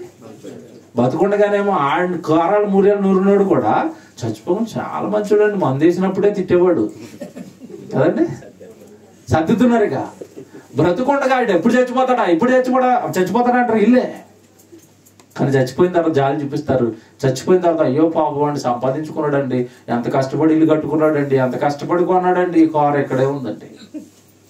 దేవుడు చెప్పాడు ఈ బుద్ధిహీనమైన పనులని, వద్దురా అట్లోకి వెళ్ళొద్దురా అన్నాడు. ఒరే నీకు అట్ల వల్ల ఉపయోగం లేదురా అన్నాడు. ఏదైనా చేస్తే నా కోసం చేసుకోరా, అది నీతో పాటు వస్తుంది అన్నాడు. దేవుడు చెప్పిన మాటలేవి బుర్రకెక్కక, దేవుడు చెప్పిన మాటలేవి ఏమైనా చెవుల్లోకి వెళ్ళాయి తప్ప హృదయంలోకి వెళ్ళక, వాటి నుంచి ఫలాలు రాక నాశనం అయిపోతానండి చాలా మంది జీవితాలు. ప్రసంగి గ్రంథం ఎంత బాగుంది చూసారా? అలాగే యోబు గారు చెప్పిన మాట మీ అందరికీ తెలుసు. యోబు గారికి బాగా కష్టం వచ్చింది, ఉన్నవన్నీ పోయాయి. శోధనలోకి వెళ్ళిపోయాడు యోబు గారు సాతాను వలన. పిల్లలు చచ్చిపోయారు, ఆస్తిపాస్తులు అన్నీ పోయాయి. అప్పుడు భక్తులు కదండి వీళ్ళు. యోబు గారు అనేసరికి భక్తులు కదా. భక్తుడి నోట ఎలాంటి మాట వస్తుందో చూడండి. మొదటి అధ్యాయంలో 21వ వచనం చూడండి. మొదటి అధ్యాయం 21వ వచనంలో సేమ్ డైలాగ్ కొడుతున్నాడు చూడు. ప్రసంగి గారు చెప్పక మునుపు క్రీస్తుకు పూర్వం ఉన్న అతనండి. ఇతనికి ఆయనకి చాలా సంవత్సరాల తేడా ఉంది. ఇతనికంటే ముందు బ్రతికిన వాడు యోబు గారు భూమి మీద. ఆయన అంటున్నాడు, అన్ని పోయిన తర్వాత అంటున్నాడు, నేను నా తల్లి గర్భములో నుండి. సరే వాస్తవం చెప్తున్నాడు. నేను వచ్చేటప్పుడు ఏం పట్టుకుని వచ్చాను తల్లి గర్భంలో నుంచి కనుక. తర్వాత చూడండి, దిగంబరినై నా దేవుడు పంపించిన దగ్గరికి నేను దిగంబరిగా వెళ్ళిపోతాను. యెహోవా ఇచ్చాను, యెహోవా తీసుకోను. యెహోవా నామమునకు ఏం కలుగుతుందంట? స్తుతి. యెహోవా ఇచ్చాడు, యెహోవా తీసుకున్నాడు, యెహోవా నామానికి స్తుతి. నేను వచ్చేటప్పుడు ఏం పట్టుకుని వచ్చాను? నేను వచ్చినప్పుడు నా భార్యను పట్టుకుని వచ్చేసాను. నువ్వే నా భార్య, జనానికి పద వెళ్ళిపోతామని తీసుకుని వచ్చాడా? ఇతడు భూమి మీదకి వస్తాడని తెలిసి, ఇతనికి భార్య కావాలని తెలిసి దేవుడు పుట్టించాడు. ఎక్కడో కుమార్తెను జతపరిచాడు. వీళ్ళిద్దరిని జతపరిచిన తర్వాత పిల్లల్ని వీళ్ళు సెలెక్ట్ చేసుకున్నారా? ఏ పిల్లలు కావాలో, ఎవరు వీళ్ళ గర్భం నుండి రావాలో నిర్ణయించి వీళ్ళ గర్భాలలో పిల్లల్ని పెట్టి కుటుంబంగా నిలబెట్టింది దేవుడు. ఇన్ని దేవుడు చేసినప్పుడు ఆ కుటుంబానికి కావలసిన సకల వసతులు అమర్చింది దేవుడు. ఇన్ని దేవుడే చేస్తుంటే నువ్వేం తీసుకురాలేదు కదా భూమి మీదకి. తీసుకురానప్పుడు నువ్వు తీసుకెళ్ళిపోతానని ఎలాగనుకుంటున్నావు? ఏం పట్టుకెళ్దామని నీ జీవితాన్ని నాశనం చేసుకుంటున్నావు? నేను చాలాసార్లు చెప్తానండి, భూమి మీద మన జీవితం ఎలాంటిదంటే ట్రైన్ ప్రయాణం లాంటిది. రిజర్వేషన్ చేసుకున్న ట్రైన్ ఎక్కిన ఏమిస్తాడు? పడుకోవడానికి ఒక బెడ్, ఏమంటే ఏసీ రిజర్వేషన్ అయితే కప్పుకోవడానికి ఒక బెడ్షీటు, ఒక పిల్లో, వాటర్ బాటిల్ చక్కగా ఉంటాయండి. పైన ఫ్యాను అన్నీ ఉంటాయి. లగేజ్ పెట్టుకోవడానికి ఒక ర్యాకు బాగుంది. ఎక్కిన వెంటనే అది చూసి అబ్బా ఏముందండి, పరుపు మెత్తగా, దిండు మెత్తగా ఉంది, ఫ్యాన్ చాలా బాగుంది, నా ప్రయాణం అయినా అండి అని పీక్కుని వెళ్ళిపోతాను అని పేకండి. లోపలేస్తాడు రైల్వే డిపార్ట్మెంట్ వచ్చి, నీకు ఎందుకు ఇచ్చామయ్యి? ఉన్నంతకాలం వాటి మీద ఏం చేయాలి? నువ్వు వాడుకోవాలి, వాటిని వాడుకో. నీకు సీట్ ఇచ్చానుగా, పడుకో హ్యాపీగా. ప్రయాణం అయిపోయిన తర్వాత దిగిపోయి వెళ్ళిపో. మరొకడు ఎక్కుతాడు ఆ సీట్లోకి. మీరు బాగా వినాలి, భూమి మీద సేమ్ అండి మన ప్రయాణం కూడా. మనం ఉంటున్నాం భూమి మీద. ఒక ఇంట్లో ఉన్నాడు అనుకుంటా, ఒకడు ఉన్నాడు చచ్చిపోయాడు. తర్వాత చచ్చిపోగానే ఆ ఇల్లు ఇంకొకడికి వెళ్ళిపోతుంది, అందులో ఇంకొకడు ఉంటాడు. మనం ప్రయాణం అండి. మనకు ముందు చాలా మంది మన నాన్న ఎక్కాడు దిగిపోయాడు, మన తాత ఎక్కాడు దిగిపోయాడు, మన ముత్తాత ఎక్కాడు దిగాడు. ఇప్పుడు మనం ఎక్కాం భూమి మీద ప్రయాణం. తర్వాత మనం దిగిపోతాం, మన కొడుకు ఎక్కుతాడు. ఆడ తర్వాత మనోడు ఎక్కుతాడు. ఒక ఎక్కుతుండి దిగిపోవటం, ఎక్కడం దిగిపోవటం, ఎక్కి దిగిపోయి దీని దగ్గర ఎందుకు ఆశ? ఉండని ఈ లోకం మీద ఎందుకు అంత మమకారం? ఏమి పట్టుకెళ్ళినప్పుడు నీ ఆరోగ్యాన్ని, నీ జీవితాన్ని నాశనం చేసుకుని అవి ఎందుకు సంపాదిస్తున్నావు? ఇవన్నీ మీకు అర్థమయ్యాయి కదండి. మరి ఏం చేయాలి? ఏం చేస్తే ఏమన్నా లాభం ఉంది? ఏం చేస్తే మనిషికి ఏమైనా ప్రయోజనం ఉందంటే దేవుడు చెప్పాడండి బైబిల్లో. నాయన నష్టమో చెప్తాడండి దేవుడు, లాభాలు చెప్తాడు. ఇప్పటి వరకు ఏం చెప్పాడంటే దానివల్ల నీకు కలిగే లాభం ఏమీ లేదు, అంతా నష్టమేరా, నువ్వు పడుతున్న ప్రయాసం అంతా కూడా నష్టమే అని చెప్పాడు. మరి లాభం ఏంటి? మంచి మాట చెప్పాడండి. నువ్వు పడితే ప్రయాస దీనికోసం పడు, ఆ ప్రయాసకు కాస్త ఏదైనా ఫలితం ఉంటుంది. కొరింథీయులకు రాసిన పత్రిక చూడండి ఎంత బాగుంటుందో. మొదటి పత్రిక 15వ అధ్యాయము 58వ వచనం చూడండి. కొరింథీయులకు రాసిన మొదటి పత్రిక 15వ అధ్యాయము 58వ వచనం. నా ప్రియ సహోదరులారా, మీ ప్రయాసము ప్రభువునందు వ్యర్థము కాదని ఎరిగి. మీరు ఎరగాలి, ఒకటి ఎరగాలి, మీరు ఒకటి తెలుసుకోవాలి. మీరు ఏంటది మీరు తెలుసుకోవాల్సింది? మీ ప్రయాస ప్రభువునందు వ్యర్థము కాదు. ఇందాక సొలొమోను గారు మాట జ్ఞాపకం చేసుకోనండి. వ్యర్థము వ్యర్థము వ్యర్థం అని ప్రసంగి చెప్పుచున్నాడు. వ్యర్థము వ్యర్థము సమస్తమును వ్యర్థమే. మనుషులు సూర్యుని క్రింద నరుడు పడుచుండు పాటు అంతటి వలన వారికి కలుగుచున్న లాభమేమి. 1, 2, 3 వచనాలు చెప్పాను నేను. ఇక్కడ చూడండి ఏమంటున్నాడు, ఏదైనా భూమి మీద నువ్వు చేసుకునే ప్రయాసలో కాస్త నీకు తోడుగా వచ్చేది, నీకు లాభం చేకూర్చేది, నీకేదైనా మేలుగు కలిగేదంటే ఏదైనా ఉంది అంటే అదొకటే. ఏంటంటే అది ప్రభువునందు ప్రయాస. మీటింగ్ పెట్టడానికి కష్టపడుతున్నావా? వాక్యం చెప్పించడానికి కష్టపడుతున్నావా? వాక్యం చెప్పించేటప్పుడు కింద చాలా పనులు ఉంటాయిగా, ఏదో ఒక పని నాకు ఇవ్వండి అని ప్రయాసపడుతున్నావా? ఏది నీ ప్రయాస? ఏది దేవుడి కోసం? దేవుడి కోసం చాలాసార్లు చెప్పానండి. దేవుడి కోసం ఒక చీపురు పుల్ల ఇలా తీసి అక్కడ అలా ఇక్కడ తీసి అక్కడ పెట్టిన దేవుడి కోసం దానికి ఫలితం ఉంటుంది, ఫలం ఉంటుంది. మర్చిపోకండి. ఇదంతా మనం ఎప్పుడు బాధపడతామంటే భూమి మీద ఇలా వృధా చేసుకుని దేవుడి కోసం ఏం చేయక, దేవుడి కోసం ఏ పనిలోనూ ఉండక మనం ఎప్పుడు బాధపడతామంటే చచ్చిపోయిన తర్వాత అర్థమవుతుందండి. దేవుడి కోసం ఇంకా భూమి మీద ఇంకొక చేసి ఉంటే బాగుండేమో, ఇంకా కొంచెం బాగా కష్టపడి ఉంటే బాగుండేమో, ఇంకా నేను దేవుడికి బాగా ఇచ్చుంటే బాగుండేమో, ఇంకా నేను బాగా వాక్యం దగ్గరికి వెళ్ళుంటే బాగుండేమో, ఇంకా ఎక్కువసేపు దేవుడి సన్నిధిలో గడుపుంటే నేను బాగుండేమో, ఇంకా ఎక్కువగా దేవుడు పని చేసి ఉంటే బాగుండేమో. పోగొట్టుకున్నాను అన్ని అని ఎప్పుడు బాధపడతాడు మనిషి అంటే చచ్చిపోయిన తర్వాత ఫలం కొద్దిగా వచ్చేసరికి అప్పుడు బాధపడతాడంటే. వద్దండి. మీ చేతికి దేవుడు ఏ పని ఇస్తున్నా దానిని ఎలా చేయమని చెప్పాడు? శక్తి లోపం లేకుండా చేసుకుని ఆయన. ఎందుకంటే దేవుడు ఊరకనే చెప్పడండి ఈ మాటలు. ఎందుకంటే దానివల్ల నీకు కలిగే లాభం ఉంది, దానివల్ల నీకు వచ్చే మంచి ఫలితం ఉంది. ప్రయాస ప్రభువునందు పడితే, దేవుడి కోసం చేస్తే, సువార్తగా చేస్తే, వాక్యానికి చేస్తే, సేవకు చేస్తే, సేవకుడికి చేస్తే ప్రయాస అండి. దానికి ఉంటుందండి దేవుడి దగ్గర ఫలితం. ఆ ప్రయాస మాత్రమేనండి మనకి కలిసి వచ్చే లాభం. ఇప్పుడు చూడండి, వచ్చిన చదివారుగా, మీరు మీ ప్రయాస ప్రభువునందు వ్యర్థము కాదని ఎరిగి స్థిరులను కదలని వారును ప్రభు కార్యాభివృద్ధి యందు ఎప్పటికీ ఆసక్తులై ఉండండి. స్థిరులను కదలని వారును, ఈ పదాలు ఎందుకు వాడుతున్నాడు అక్కడ? ఆలోచించాను. నేను చాలాసార్లు చెప్పాను ఈ వచనం. దేవుడు పనిని ఒకడు ప్రారంభించిన తర్వాత స్థిరంగా వాడిని అక్కడ ఉంచుతుంది దెయ్యం.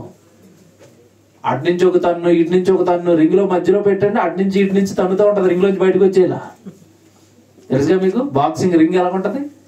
బాక్సింగ్ చేసేటప్పుడు రింగ్లోంచి అవతలకి వెళ్ళిపోయాడు అనుకోండి, అపోనెంట్ ఆడు ఆల్రెడీ ఓడిపోయినట్టే. ఇక్కడ ఉన్న వాడు జడ్జి రెఫరీ నెంబర్స్ లెక్క పెడతా ఉంటాడు. 1, 2, 3, 10 అంకెల లోపు లోపలికి వచ్చాడు అనుకోండి రింగ్లోకి, మళ్ళా సీన్లో ఉన్నట్టే. 10 అంకెల తర్వాత రింగ్లోంచి రాలేదనుకోండి, ఓడిపోయాడు. ఇప్పుడు సాతాను నువ్వు దేవుడి పనిలోకి వచ్చిన తర్వాత ఏంటి దేవుడు పని చేస్తాడా చూస్తాను. భార్య రూపంలో 1, అత్తగారి రూపంలో 1, అమ్మగారి రూపంలో 1. ఎవడ కష్టపడుతున్న వాళ్ళకి తెలుస్తాయి, వెళుతున్న వాళ్ళకి తెలుస్తాయి, చేస్తున్న వాళ్ళకి తెలుస్తాయి. ఒక్కొక్క రూపంలో ఒక్కొక్క పంచి ఇచ్చేసరికి ఎవడు ఎన్నని తట్టుకుంటాడు? బాక్సింగ్ అనమాట. అటు నుంచి ఒకటి, ఇటు నుంచి ఒకటి, అటు నుంచి ఒకటి, వస్తావా రావా, వస్తావా రావా. మీరు ఒక్కసారి మీ ప్రాక్టికల్ లైఫ్లో చూడండి, ఒక్కసారి దేవుడు పని వదిలేసి పక్కకి జరగండి, అంత హ్యాపీ. తుఫాన్ వచ్చి వెళ్ళిపోయినట్టుగా ఉంటుంది. ఒక్కడ కదిలించడండి, ఒక్కడ మాట్లాడు, హ్యాపీ జీవితం. మళ్ళీ చక్కగా ఉద్యోగానికి వెళ్తాం, ఇంటికి వస్తాం, పిల్లలు బాగుంటారు, అంత హ్యాపీ, డబ్బులు ఉంటాయి, చక్కగా ఉంటుందండి. మరలా పొరపాటున అన్ని బాగున్న తర్వాత ఏమంత బాగుంది, దేవుడు పని చేయట్లేదు, మీటింగ్ పెడతాను స్టార్ట్ చేయండి, మళ్ళీ అక్కడి నుంచి ఆలు లేపుతాడు. ఇంకో మళ్ళీ వెళ్ళిపోతున్నాడు ఆ రింగ్లోకి, రండి లాగనుకోవచ్చు. ప్రభువునందు ప్రయాసలో మీరు ఎలా ఉండిపోవాలో తెలుసా? ఎన్ని దెబ్బలు కొడతాను వాడు, స్థిరులను. నెక్స్ట్ కొట్రా కొట్రా కొట్రా కొట్రా, నువ్వు ఎన్ని కొడతావు కొట్రా, చచ్చిన పోవాలి, ఇలాగే ఉంటాను నేను దేవుళ్ళో. కొట్టు, నువ్వు కొట్టి కొట్టి నువ్వు అలసిపోవాలి తప్ప నేను మాత్రం దేవుడి పనుల నుంచి బయటికి రాను. ఉండండి అలాగా, కొట్టుకుంటూ వెళ్ళిపోతాడండి. మీకు తెలియదండి, అది అనుభవిస్తేనే. అనుభవపూర్వకంగా చెప్తున్నాను నేను. ఎత్తుకున్న తర్వాత నన్ను కొట్టాడండి.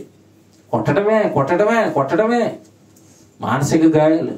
బాబు ఎందుకు తలకాయ పోటు, హ్యాపీగా ఏదో ఉద్యోగం చేసుకుని కుటుంబంతో ఉంటే అయిపోదా అనిపించే రోజులు, హృదయం అంతగా కురుంగిపోయింది కొన్ని రోజుల్లో. కానీ తప్పు అనిపించిందంటే అలా కొడతాడు వాడు, తట్టుకోవాలి. ప్రభువుని జ్ఞాపకం చేసుకున్నాను, ప్రవక్తలను జ్ఞాపకం చేసుకున్నాను, భక్తులను జ్ఞాపకం చేసుకున్నాం.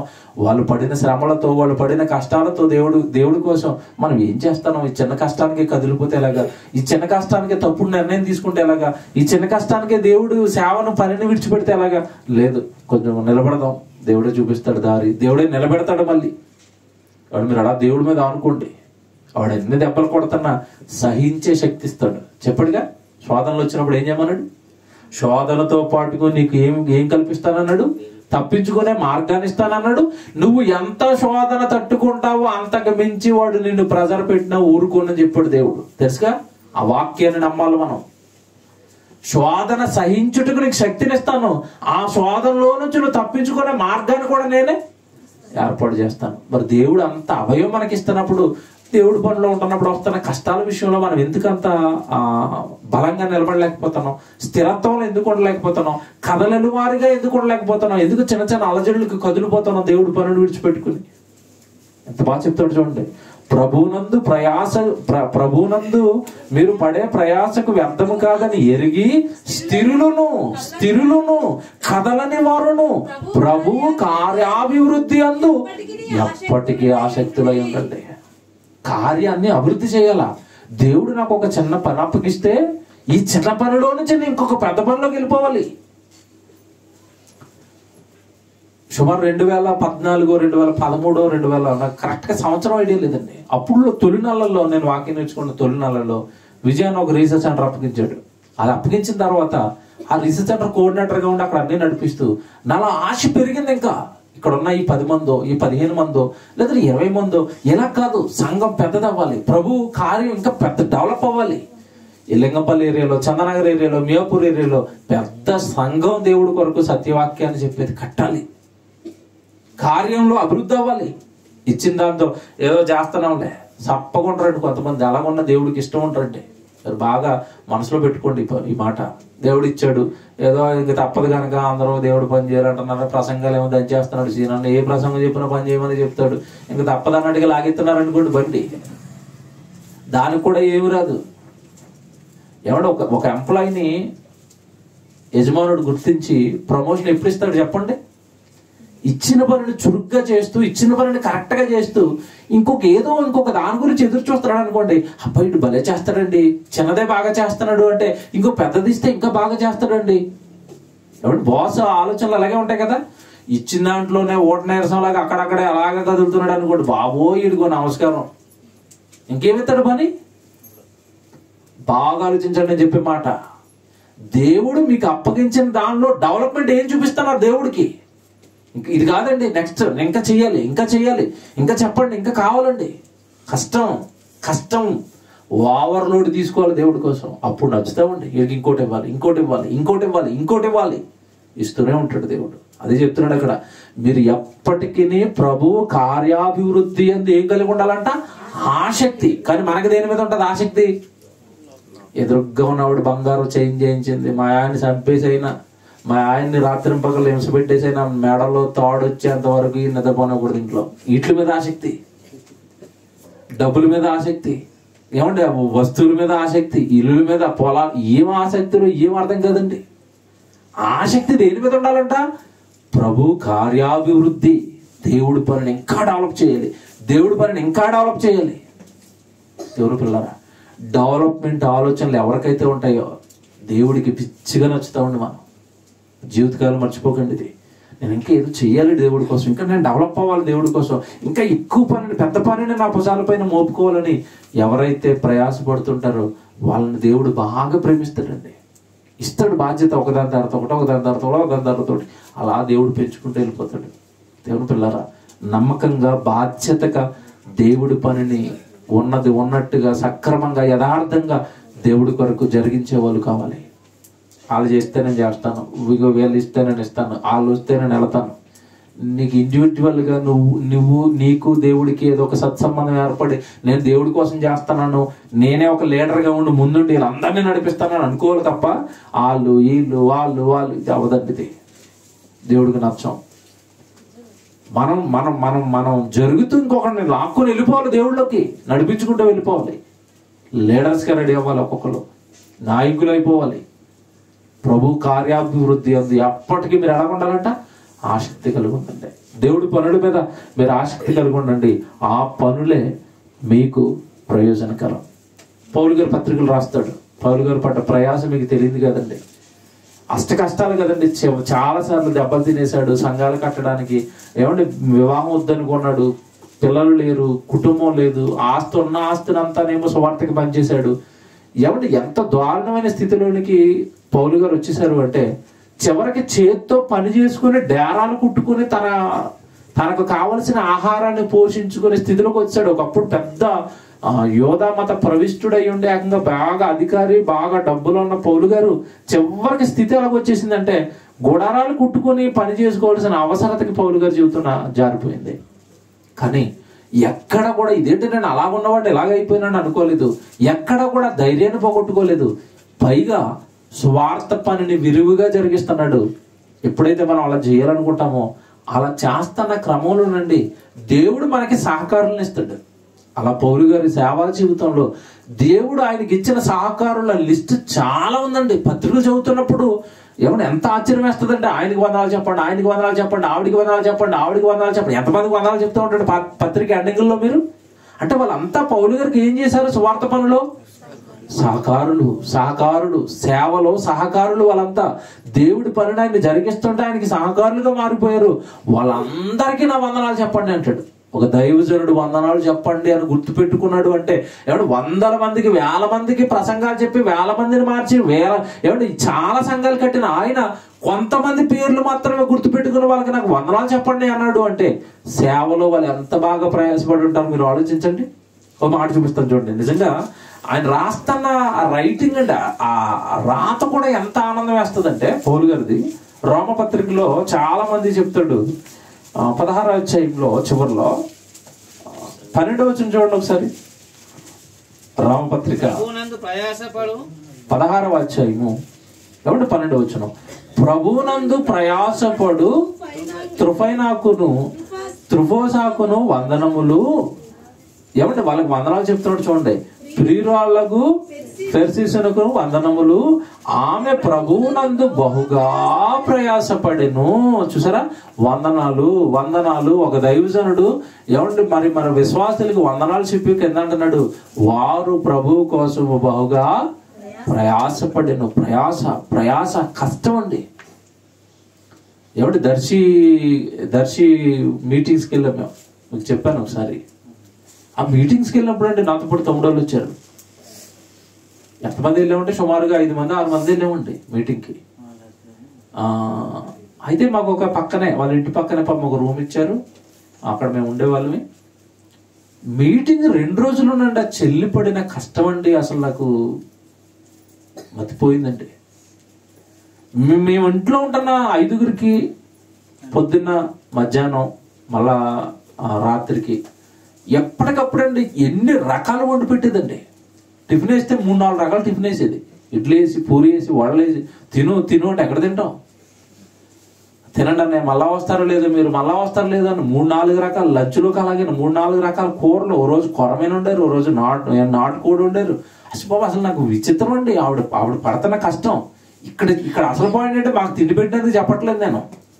మేము 5 6 ఉంటే మాకు వండి పెడుతూ మీటింగ్కి రోజు 200-250 మంది వచ్చేవారు. వాళ్ళకి వంటలు చేసేది మాకు వంటలు అయిపోయిన తర్వాత. వాళ్ళకి వంటలు అయిపోయిన తర్వాత అందరికి వంటలు చేసేసి అందరికంటే ముందు మీటింగ్లు ఇవిడే కూర్చుంటారు. మళ్ళీ తెలుసా, మీటింగ్ లో స్త్రీలు వచ్చి ముందు కూర్చుంటారు కదండి, ఆ ముందు వరుసలో ఈవిడే కూర్చునేది ఆ బెడ్ నట్టుకుని. మళ్ళీ అక్కడ మాకుండి ఇక్కడ ప్రజలకుండి మళ్ళీ మీటింగ్ వచ్చేసేది, మీటింగ్ లో కూర్చునేది. మీటింగ్ అయిపోగానే నేను ఆమె నాన్నగారు అక్కడి నుంచి మాయమైపోతుంది. మళ్ళీ భోజనాలు రెడీ చేయడానికి వెళ్ళిపోతుంది. ఏంటంటే నిజంగా అసలు ఆవిడ పడుకుందో లేదో తెలియదండి. మేమున్న 2 రోజులు అంటే పడ్డదండి కష్టం. 3వ రోజు కూడా అక్కడే ఉన్నాం మేము. 3వ రోజు మధ్యాహ్నం నుంచి వచ్చాం. నిజంగానండి నాకు గుండెల్లో నిలిచిందండి ఆ చెల్లి. పడతాన కష్టం. తెల్లవారుజామున ఎప్పుడు 3-4 గంటలు లేచిపోయేదంట. రాత్రి సభ అయ్యి పడుకునేసరికి 12, 1, 2-3 గంటలే నిద్ర. అంటే దేవుడు పని ఇచ్చాడు చాలా రోజులకి మా కుటుంబానికి. కనుక ఈ పనిని మేము ఎలా చేయాలి? బాగా చేయాలి, బాగా చేయాలి. ఆ తమ్ముడా చెల్లిని చూసండి నిజంగా మీరు ఆశ్చర్యపోతారు. ఆవిడ ఎవరో తెలుసా? ఆ గ్రామానికి సర్పంచ్ ఆవిడ. ఇది ట్విస్ట్ ఇంతకే. నార్మల్గా గృహిణే కాదు ఆవిడ. మన ఈ మధ్యకాలంలో ఎలక్షన్ అయితే ప్రెసిడెంట్ ఎలక్షన్ అయింది కదండి, అందులో ఇవి నిలబెడితే ప్రెసిడెంట్ ఆ ఊరికి.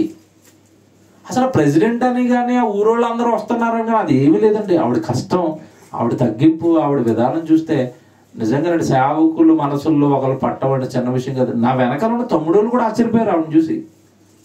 ఏంటంటే ఇంత ఎలా చేస్తున్నారు వీళ్ళు, ఇంతలా కష్టపడుతున్నారు పాపం. అప్పుడు ఎప్పుడు లేస్తుందో ఎప్పుడు పడుకుంటుందో. ఇక అలాగే ఒక ఆవిడ ఎవరి పౌలు గారి గుండెలో ఉండిపోయింది. చూడండి ఇక్కడ ఏమంటున్నాడు, ఎంత బాగా చెప్పాడు చూడండి ఆ మాట. ప్రభువునందు పైన వచ్చినవా 12వ వచనం. ప్రియురాలకు ఫెర్సేసునకు వందనములు, ఆమె ప్రభువునందు బహుగా ప్రయాసపడిను. ప్రభువులో బాగా ప్రయాసపడింది. ఏమంటే ఒక స్త్రీ గురించి ఇంత గొప్ప సాక్ష్యం దైవజనుడు ఇస్తున్నాడు అంటే ఆవిడ ఎంత కష్టపడి ఉంటది. బైబిల్లో నుండి చాలా మంది, మీరు ఇదంతా చదవండి. పౌలు గారు చెప్తున్న ఈ అధ్యాయం అంతా 16 అధ్యాయం అంతా వందనాలే. ఈ వందనాలలో ఎంత మందిని పౌలు గారు జ్ఞాపకం చేసుకుంటున్నాడు అంటే అంతమంది జ్ఞాపకం చేసుకుంటాడు. వీళ్ళందరూ ఎవరు అంటే దేవునిలో ప్రయాసపడిన వాళ్ళు. వీళ్ళంతా ప్రభు పని, సువార్త, వాక్యం చెప్పటం, ఆత్మలు రక్షించటం, బాప్తిసాలు ఇవ్వటం, సంఘము, ప్రార్థనలు, కూడికలు, వీటిల్లో కష్టపడిన వాళ్ళండి. ఈరోజు జాబ్ తీయండి, వీటిలో కష్టపడతారు. ఉద్యోగంలో, వ్యాపారంలో, భర్త గుండు పెట్టుకోవడంలో, భయపడు కుటుంబాన్ని చూసుకోవడంలో, చదువుకోవడంలో, ఉద్యోగం చేయడంలో, వీటిలో ప్రయాసలు. ఇక్కడ చెప్తున్న లిస్టులో మీరు ఏ లిస్టులో ఉంటారు మీరు చెప్పండి. ఏమన్నా దేవుడు నన్ను జ్ఞాపకం పెట్టుకునేంతగా నేను ఏమైనా ప్రయాసపడుతున్నానా, నేను ఏమైనా కష్టపడుతున్నానా? పిలిపి పత్రికలో మీరు రాసిన మాట మీ అందరికీ తెలుసు. నిజమైన సహకారుల స్త్రీలు వారి పేర్లు ఎక్కడ రాయబడి అంటాడు? జీవ గ్రంథంలో రాయబడిన అంటాడు. వాళ్ళు చాలా ప్రయాసపడ్డారు అంటాడు. ఆ మాట కూడా 4వ అధ్యాయము త్వరగా ముగిద్దాం. 3వ వచనం, 4వ అధ్యాయం 3వ వచనం. పిలిపిలకు రాసిన పత్రిక 4వ అధ్యాయము 3వ వచనం. అవును, నిజమైన సహకారి ఆ స్త్రీలు క్లెమెంతుతోనూ నా ఇతర సహకారులతోనూ సువార్త పనిలో నాతో కూడా ప్రయాసపడిన వారు. చూసారా దేంట్లో ప్రయాసపడ్డారంట? సువార్త పనిలో నాతో కూడా ప్రయాసపడిన వారు. వెళ్ళు అందులోకి వెళ్ళిపోయినా కూర్చో.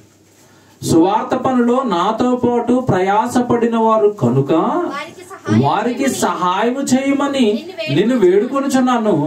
ఆ సహకారుల పేర్లు జీవ గ్రంథమందు రాయబడి ఉన్నవి. చూసారా, ఇప్పుడు ఇక్కడ ఒకటి దొరికిందండి. ఇందాక నుంచి మీరు ప్రభు పని చేసుకోండి, దేవుడు పని చేసుకోండి అంటున్నది ఎందుకంటే ఇక్కడ ఒకటి చెప్పాడు దేవుడు.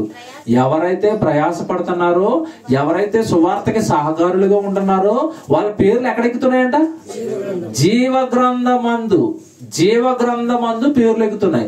మరి పేరు ఎక్కకపోతే వచ్చే ప్రమాదం ఏంటి? ఇది పాయింట్. నాకేం అవసరం లేదు బ్రదర్, నాకు ఆధార్ కార్డు ఉంది, రంగురంగులది ఓటర్ కార్డు ఉంది. ఎక్కువ మాట్లాడితే మధ్యకాలంలో పాస్పోర్ట్ కూడా చేయించాను. ఇట్లో నా పేర్లు ఉన్నాయి. భూమి మీద ఎన్నట్లో నీ పేర్లు ఉన్నాయి. వీటిలో కాదంట నీ పేరు ఉండాల్సింది ఎక్కడంట? సహకారం. నువ్వు సువార్త పనికి నువ్వు సహకారం చేయకపోతే, దేవుడి పనిలో నువ్వు లేకపోతే నీ పేరు జీవ గ్రంథంలోనికి ఎక్కదు. ఏంటి ప్రమాదం? జీవ గ్రంథంలో పేరు లేకపోతే ప్రమాదం ఏంటి? ప్రకటన గ్రంథం 20వ అధ్యాయము 15వ వచనం చూడండి. ప్రకటన గ్రంథం 20వ అధ్యాయం 15వ వచనం. ఎవని పేరైనను జీవ గ్రంథమందు వ్రాయబడినట్టు కనబడని ఎడల అబ్బా వాడు ఎక్కడ సెటిల్ అవుతాడంట. అది ఇప్పుడు ఎందుకు చేయాలి చెప్పండి ప్రయాస? ఎందుకు పడాలి సువార్త పనిలో? ఎందుకు కష్టపడాలి మీరంతా? ఎందుకు చెయ్యాలి దేవుడి కోసం ప్రయాస? జీవ గ్రంథంలో పేరు కోసం. మరి జీవ గ్రంథంలో పేరు ఎక్కకపోతే వాడి స్థితి ఎక్కడుంటాడు అంటే మరణం తర్వాత అగ్నిగుండంలో ఉంటాడు. ఇలా భూమి మీద పుట్టిస్తే నా కొరకు బ్రతకవా? నన్ను నమ్మవా? నా పనులు చేయవా? నా పెట్టుబడి అంతా తినేస్తావా? నా మేకలు తినేసావు, నా కోడి తినేసావు, నా ఆహారం నా ధాన్యం అంతా తినేసావు, నా కూరగాయలన్నీ తినేసావు, నా యాపిల్ పళ్ళన్నీ తినేసావు. ఏ ఆదివారం అయినా చికెన్ తినకుండా ఉన్నావా అంటాడు క్రైస్తవుల్ని కదండి.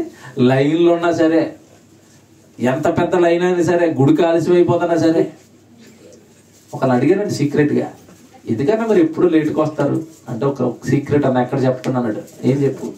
మా గల్లీలో ఒకటే చికెన్ షాప్ అన్నా, అక్కడ లైన్లో ఉండి ఉండి లేట్ అయిపోతుంది, తేకపోతేనేమో మీ చెల్లి ఊరుకోదు. ఏం చేయాలి చూసారా? చికెన్ బాధలు ఇవి. కోడి చచ్చిపోవాల్సిందే అయ్యాలి ఆ కుటుంబం కోసం. ఎవరు ఇవన్నీ? ఎవరై తినేస్తానో, ఎవరై తాగేస్తానో, ఏం చేయవు ఆయనకి. దేవుడి కదండి కష్టం అంతా. మనం తింటున్నదంతా దేవుడి కష్టం కదండి. పీల్చుకుంటున్న కాలు దేవుడి కష్టం కదండి. తాగుతున్న నీళ్లు దేవుడి కష్టం కదండి. ఇంత కష్టమైన తీసుకుంటుంటే ఏ కష్టం తీసుకోరండి మనుషులు. అసలు ఏ శ్రమ వద్దు దేవుడి కోసం. అన్ని అందుబాటులో ఉంటే ప్రార్థనకు వస్తాం, రోడ్డు పక్కన ఉంటే ప్రార్థనకు వస్తాం. చాలా మంది ప్రార్థన రావడం ఈ మధ్యకాలం మానేశారు. ఏమంటే 3వ ఫ్లోర్ తీసుకున్నారన్న మీరు, మాకు కష్టం అయిపోతుంది. ఇల్లు 4వ ఫ్లోర్ అయినా ఎక్కుతాడు. వారానికి ఒక రోజు 3వ ఫ్లోర్ గుడికి ఎక్కడంట. చూసారా? మోకాలు నొప్పులన్నా. దేవుడి కోసం మోకాలు కూడా నొప్పెట్టకూడదు. ఎవడు ఇలా అందరినీ ఒక్కొక్కసారి అలా పడుకుని ఆలోచిస్తాను, ఏడు దేవ ఈవిడు కాలిపోద్దా, రాత్రి మంచం మీద పడుకుని ఇవే ఆలోచనలు, ఇటు ఈయన కాలిపోతాడా, ఏంటి పైకి ఎక్కడా, కర్ణాటక దూరం ప్రాంతం అంటే మేము రాను బ్రదర్ పక్క పక్కన అయితే వస్తానంటాడు. ఎక్కడ స్వార్థకి రాడా, ఏం తిరగడా, ఎప్పుడు కుటుంబమేనా, ఇప్పుడు సంపాదనైనా, ఇప్పుడు ఆ ఇల్లేనా, ఎక్కడికి రారా, ఏంటి పరిస్థితి, ఏంటి కాలిపోతారా? ఇక్కడ చిన్న బాధను నువ్వు భరిస్తేనండి అక్కడ పెద్ద బాధను నువ్వు తప్పించుకుంటావు. ఇక్కడ ఈ చిన్న బాధలు పెద్ద బాధలు మీరు చెప్పండి. ఈ చిన్న బాధలు దేవుడి కొరకు పడేస్తే పెద్ద బాధ నుండి తప్పించి పరలోకాన్ని ఇచ్చేస్తానంటుంటే, అబ్బే అసలు మేము దేవుడి కోసం ఏ కష్టము పడం. అన్ని సౌలభ్యంగా ఉండాలి. ఏసీ చర్చ్ ఉండాలి, కూర్చోవడానికి సీట్ ఉండాలి. కనీసం ఏసీ లేకపోతే నేను కూర్చున్న నెత్తి మీద ఎగ్జాక్ట్ కరెక్ట్గా నెత్తి మీద ఫ్యాన్ ఉండాలి. అప్పుడైతే వస్తాం మేము గుడికి.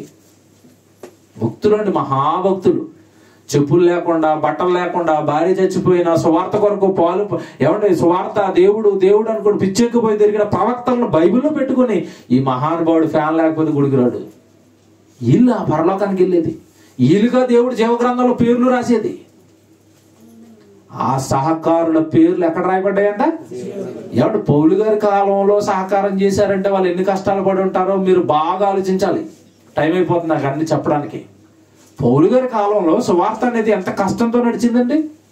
అంతా కూడా నడకే. వాయిద్యాలు ఉన్నాయండి ఇప్పుడు మైక్ పెట్టుకుని ఎలా చక్కగా చెప్పుకోవడానికి.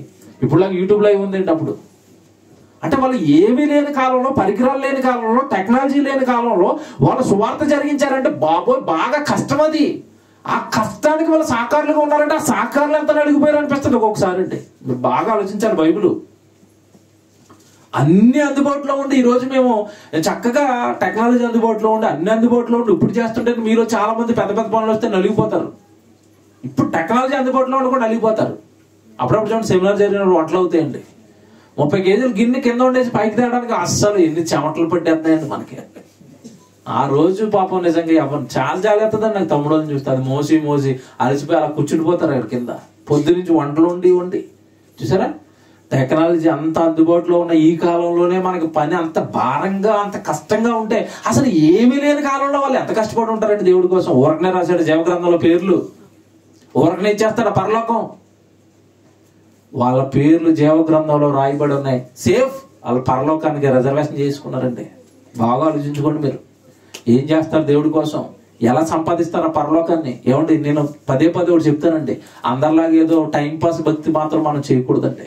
టైంపాస్ కార్యక్రమాలు మాత్రం మనం చేయకూడదండి. ఇంత సత్యవాక్యం దగ్గరకు వచ్చి ఇన్ని వాక్యాలు వింటూ కూడా నేను లోకస్తుడు బ్రతుకుతున్నట్టుగానే బ్రతుకుతాను దేవుడి కోసం ఏం చేయనంటే మరి నువ్వు ఎలా సంపాదించుకుంటావు పరలోకాన్ని?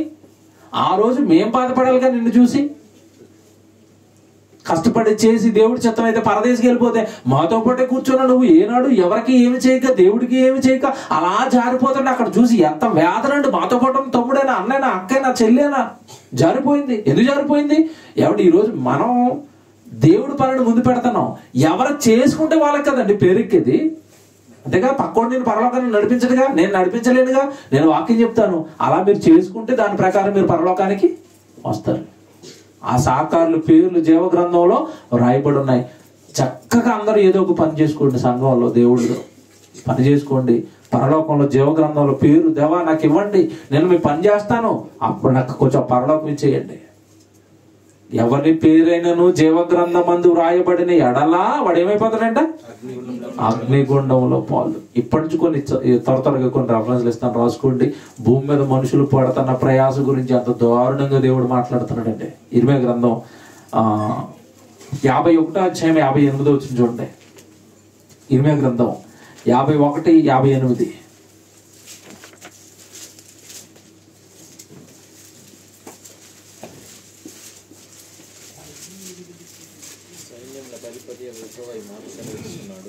సైన్యములకు అధిపతి యెహోవా ఈ మాట సెలవిచ్చుచున్నాడు.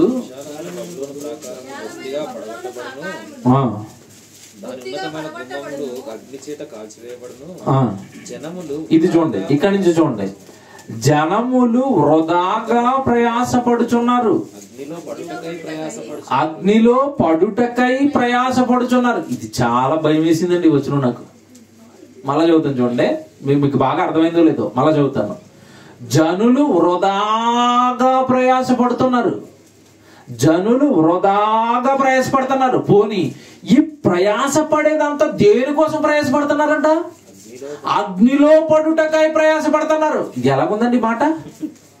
ఎదురుగా అగ్గుంటేనండి నేను దూకేయడానికి పరిగెడతాను అంటాడు ఎవడైనా? అగ్నిలో పడ్డానికి ప్రయాసపడతారా?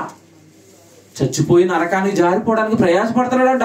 ఇల్లు, వ్యాపారం, ఉద్యోగం, సంపద, ఆస్తులు, ఏమంటే తినడం, తాగడం, ఆరోగ్యం ఉండదు, ఆళ్ళు చూడడం, ఏళ్ళు చూడడం. ఇంత శ్రమ నీకెందుకురా అంటే, ఇంత శ్రమ ఇంత ప్రయాస దేనికోసం అంట? అగ్నిలో పడడానికి మనుషులు ప్రయాసపడుతున్నారా? పొద్దున్నే మీరు మియాపూర్ వెళ్ళిపోయి అలా మెయిన్ రోడ్ మీద విజేత మార్కెట్ దగ్గర నుంచి చూడండి, ఉరుకులు పరుగులు. ఎక్కడికి ఉరుకులు? గుద్దేస్తాడు, తన్నేస్తాడు, పక్కన బండి ఆపితే గెంటుకుని వెళ్ళిపోతా ఉంటాడు. ఎక్కడికి వెళ్ళిపోతాడు? అగ్గిలో పడ్డానికి. ఇక ఇలా చెప్తే అర్థమవుతుంది. రైల్వే స్టేషన్కి వెళ్ళండి, ఖాళీ లేదు, ఉరుకులు, ప్రయాణాలు, పరుగులు. దేవుడి కోసమా? సువార్త కార్యక్రమాలకి సువార్త ప్రయాణాలు చేస్తున్నారా? లేదు. ఏమండి దేవుడు ఏం చెప్పాడండి? దేవుడు టాప్ అండి, దేవుడు మాట టాప్ అండి ప్రపంచానికి. ఏమండి నిజంగానండి, బైబిల్ మన చేతుల్లోకి రావడం మనకు దొరకడం ఎంత అదృష్టవంతులు అండి. కళ్ళ ముందు ప్రపంచానికి జరుగుతున్నదంతా కూడా దేవుడు చెప్తున్నాడు. వాళ్ళు ప్రయాసపడుతున్నది అగ్నిలో పడుటకై వృధాగా. వాళ్ళు ఏం చేస్తున్నారు? బాలసుబ్రహ్మణ్యం గారండి బాబు, ఆయన చచ్చిపోయిన తర్వాత జాన్సన్ అని బాగా బాధపడుతున్నాడు అని హిస్టరీ చదివాను నేను. పాటలు పాడడానికి లేడు నాయన, బాగా పాడివాడు నాయనాడు, నన్ను ఏడిపించేసాడు ఆయన. చివరి సంగీతం పాటనే పాడతాడు అనుకున్నాను, అది పాడకుండా చచ్చిపోయాడు ఆయన అంటుంటే ఏంటి ఇంత బాగా బాధపడుతున్నాడు అన్నాని వాడు హిస్టరీ చూసానండి. నిజంగానండి, వారంలో 4 రోజులు సెలవు, 4 ఆదివారాలు ఉంటాయి కదండి. ఒక్క ఆదివారం కుటుంబంతో ఉండేవాడంట. ఒక్కరోజే, నెలలో ఒక్కరోజు కుటుంబంతో ఉండేవాడు అంట, భార్యతోని పిల్లలతోని. మిగతా 29 రోజులు కూడా ఎక్కడ ఉండేవాడు తెలుసా? స్టూడియోలో. చెన్నైలో ఒక రోజు, బెంగళూరులో ఒక రోజు, అమెరికాలో ఒక రోజు, తానా సభలకు ఒక రోజు, ఏమంటే ఈటీవీలో పాడుతా తీయగాకు ఒక వారం రోజులు. ఇలాగ మొత్తం బాబోయ్ ఆడి జీవితం అంతా సంపాదన. సుమారు 1000 కోట్లు అంటండి ఆస్తి బాలసుబ్రహ్మణ్యం గారిది. ఎక్కడ ఉన్నాయన్నీ? ఇక్కడే అయ్యగారు సెటిల్ అయిపోయారు అక్కడ అగ్నిలో వెళ్ళి. అంతేగా? వారు పడే ప్రయాస అంతా కూడా దేనికోసం అంట? అగ్ని కోసమా? మనుషులకండి పేరు పిచ్చి బాగా పట్టిందండి. లోకంలో నాకు పేరు రావాలి, లోకంలో నేను సెటిల్ అయిపోవాలి. మధ్యకాలంలో మరీ విచిత్రం ఏంటంటే, రోడ్ల మీద పానీపూరి బండ్ల దగ్గర పాటలు పాడిన వాళ్ళని కూడా రాత్రికి రాత్రి సెలబ్రిటీలు చేసేస్తున్నారు. ఇప్పుడు ఇదో పిచ్చి పట్టేసింది. మన మధ్యకాలంలో ఆవిడ ఎవరో గానకోకిలని ఈస్ట్ గోదావరిలో ఎక్కడ పొలంలో పాటలు పాడుకునేది, ఆవిడ పట్టుకెళ్ళి సింగర్ని చేశారు. ఇంకా అంతేనండి, దెబ్బకి రాత్రి ఫేమ్ వచ్చేసరికి ప్రజల మధ్యలో ఇంకా లగ్జరీ లైఫ్, కార్లు, బిల్డింగ్లు. ఆయన చూసి ఇంకొకటి అనుకున్నాడు, ఈమె పాట పాడి వెళ్ళిపోయింది అక్కడికి, నేను ఇంకేదోటి చేసి వెళ్ళిపోవాలి అక్కడికి. ఇప్పుడు ఇలా చూస్తుంటేనండి ఎంత నవ్వేస్తుందండి. నేను బాగానండి ఇది స్టడీ చేస్తున్నాను లోకాన్ని. పాటలు పాడి ఒకడు వెళ్ళిపోతున్నాడు, పద్యాలు పాడి ఒకళ్ళు వెళ్ళిపోతున్నారు. ఏవేవో చేసుకునండి, వెళ్ళిపోవాలి లోకంలోకి వెళ్ళిపోవాలి, ఆ స్థితికి వెళ్ళిపోవాలి, సంపాదించేయాలి, కూడగట్టేయాలి. ఇలా చూసినప్పుడు 51, 58 ఇదంతా దేనికంట? అగ్నిలో పడుటకు పాటలు పాడుతున్నారు, అగ్నిలో పడుటకు డ్యాన్సులు వేస్తున్నారు, అగ్నిలో పడుటకు సినిమా హీరో అయిపోయాడు, అగ్నిలో పడుటకు లాయర్ అయిపోయాడు, అగ్నిలో పడుటకు డాక్టర్ అయిపోయాడు. ఎలా ఉన్నాయి ఇవి కరెక్ట్గా అర్థమవుతాయి మీకు. అగ్నిలో పడడానికి బిల్డింగ్ల మీద బిల్డింగ్లు కట్టేస్తున్నాడు, అగ్నిలో పడడానికి రియల్ ఎస్టేట్ అయిపోయాడు. ప్రయాస. దేవుడి కోసం బ్రతకమని లోకానికి పంపిస్తే పుట్టించిన తండ్రికి దెబ్బేసి ఆయన నమ్మకాన్ని ఒమ్ము చేసి లోకం కొరకు బ్రతుకుతారా? ఎంత బాగున్నాయండి మాటలు. 58 చదివాక హబక్కు గ్రంథం 2:13 అండి. ముగిస్తాను ఇక చివరి మాటలు. హబక్కు గ్రంథం 2:13 చూడండి. జనులు ప్రయాసపడుదురు గాని సేమ్ అక్కడ ఇర్మియా గారు చెప్పారు, ఇక్కడ హబక్కు గారు చెప్తున్నారు. జనులు ప్రయాస పడుతున్నారట, కానీ చివరికి ఏమైపోతున్నారట? అగ్నిపాలు. అగ్నిలోకి వెళ్ళిపోవడానికి ప్రయాస. దేవుని పిల్లరా, ఈరోజు మనమండి కష్టకొస్తూ సత్యవాక్యాన్ని ఎరిగాం, దేవుడికి ఏదో చేసుకుంటున్నాం, దేవుడికి ఏదో నెలసరికి అద్దె కట్టడానికి 1000 రూపాయలు 2000 ఇస్తున్నాం, చక్కగా ఏదైనా సెమినార్ జరుగుతుంటే సహాయం చేసుకుంటున్నాం, స్వార్థల కార్యక్రమాలకు వెళుతున్నాం. మనం అందులో అయిందండి దేవుడు మనకి ఇస్తున్నది, చక్కగా చేసుకుంటున్నాం అండి. ఇలా చేసుకోవటం వలన ఉండే ఫలం ఏంటో తెలుసండి. ప్రకటన గ్రంథం చివరి మాట 14వ అధ్యాయము. మనతో పాటు వచ్చేది మనకు లాభకరమైనది ఏంటో చివరి మాటగా దేవుడు చెప్తున్నాడు. ప్రకటన గ్రంథం 14వ అధ్యాయము 13వ వచనం చదవండి. అంతటా ఇప్పటి నుండి ప్రభువునందు మృతి నొందు మృతులు ధన్యులు. జాగ్రత్తగా వినాలి ఇది. నీ చావు చివరికి ఎవరిలో రావాలంట? ప్రభువునందు అంటే ప్రభు పనిలో నీకు మృతి రావాలి. ఇప్పటి నుండి ప్రభువునందు మృతి నొందు మృతులు ధన్యులని రాయమని పరలోకం నుండి ఒక స్వరము చెప్పగా వింటిని. నిజమే, వాళ్ళు ప్రభువునందు తిరిగి మోకాళ్ళు అరిగిపోయి చెప్పి కంఠం అరిగిపోయి వాళ్ళు ప్రభువునందు ప్రయాసపడ్డారు కనుక మరణం తర్వాత ఇప్పటి నుండి వాళ్ళు ఎందులోకి వెళ్ళిపోతున్నారు? విశ్రాంతిలోకి వెళ్ళిపోతారు. ఎందుకంటే భూమి మీద కష్టపడ్డారుగా దేవుడి కోసం, భూమి మీద బాగా క్రియలు చేశారుగా, భూమి మీద రాత్రి భాగంలో దేవుడు అనుకుంటూ బతికారుగా, వాళ్ళ ఆరోగ్యము, వాళ్ళ ఆస్తులు, వాళ్ళ సంపాదన అంతా కూడా దేవుడి కోసం ఖర్చు అయిపోయిందిగా. ఏమండి, ఈ మాటలన్నీ ప్రాక్టికల్ లైఫ్ లోకి వచ్చేసరికి జనాన్ని చూసి మీరు చెయ్యాలా వద్దా అని ఆలోచన వస్తుంది. ఒకటి మీకు పదే చెప్తాను, మన వాక్యాన్ని గుడ్డిగా నమ్మొచ్చండి. భూమి మీద దేన్ని నమ్మొద్దు, భూమి మీద మీరు ఏ మనిషిని నమ్మొద్దు, నన్ను కూడా నమ్మొద్దు, కానీ మీరు ఒక్కటి నమ్మండి. దేన్ని నమ్మాలి? వాక్యాన్ని గుడ్డిగా నమ్మండి. కారణం అది మనుషుల మాట కాదు. ఎవరి మాట? దేవుడి మాట. ఒకసారి మాట ఇచ్చాడా వెనుదిరిగేవాడు దేవుడు కాదు. మీరు బ్రతకండి ప్రభు కోసం.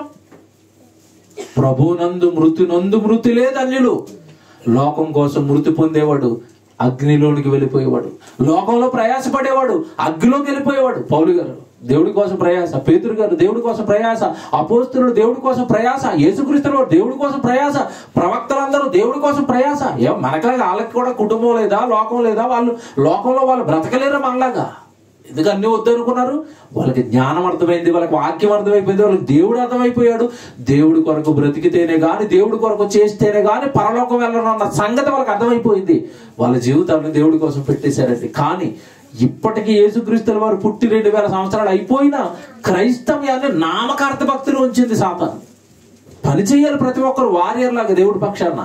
ఏరండి, దేవుడు పని లేదండి. ఎవరి సంఘాలలో వాళ్ళు కూర్చొని భజన చేస్తున్నారు, స్తోత్రాలు చెప్తున్నారు, దేవుడికి పని చేయాల్సిన వీళ్ళు. తప్పండి. ఇప్పటి నుండి ప్రభువునందు మృతులు ధన్యులు, వారు తమ ప్రయాసములు మాని ఏం పొందుతారట? విశ్రాంతి పొందుతారు. నెక్స్ట్ చూడండి, అక్కడ ఒక మంచి మాట ఉంటుంది. ఇది సూపర్ అండి.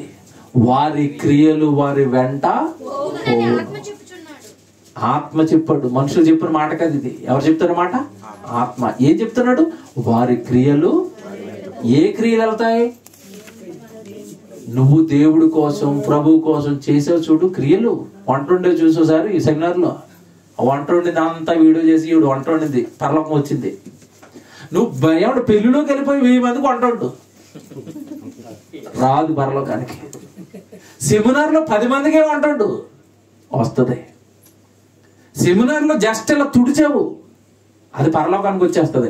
ఏమంటే మీ ఇంట్లో మీరు పుట్టినప్పటి నుంచి ఇప్పుడు వరకు తుడుతున్నారు, అవి ఏమి రావు. మీకు చెప్పేస్తాను, మీరు డైరెక్ట్గా చెప్తారండి మీకు అర్థం కావడానికి. మీ ఇంట్లో తుడుచుకుంటున్నారు చూసారు, మీరు ఇంట్లో మాపేసుకుంటున్నారు చూసారు, ఇవేమి రావు. గుడిలో మాపేశారు చూసారు, అది వస్తుంది. ఇక రేపటి నుంచి ఏం చేయాలి అంటే ఏదో ఒకటి అలా కదిలితే చాలు దేవుడి కోసం, అలా చేస్తే చాలు దేవుడి కోసం. ఇక మీదట మీరు ప్రభు కోసం ఏవైతే పనులు చేస్తున్నారో అవి మీ వెంట వచ్చేస్తాయి.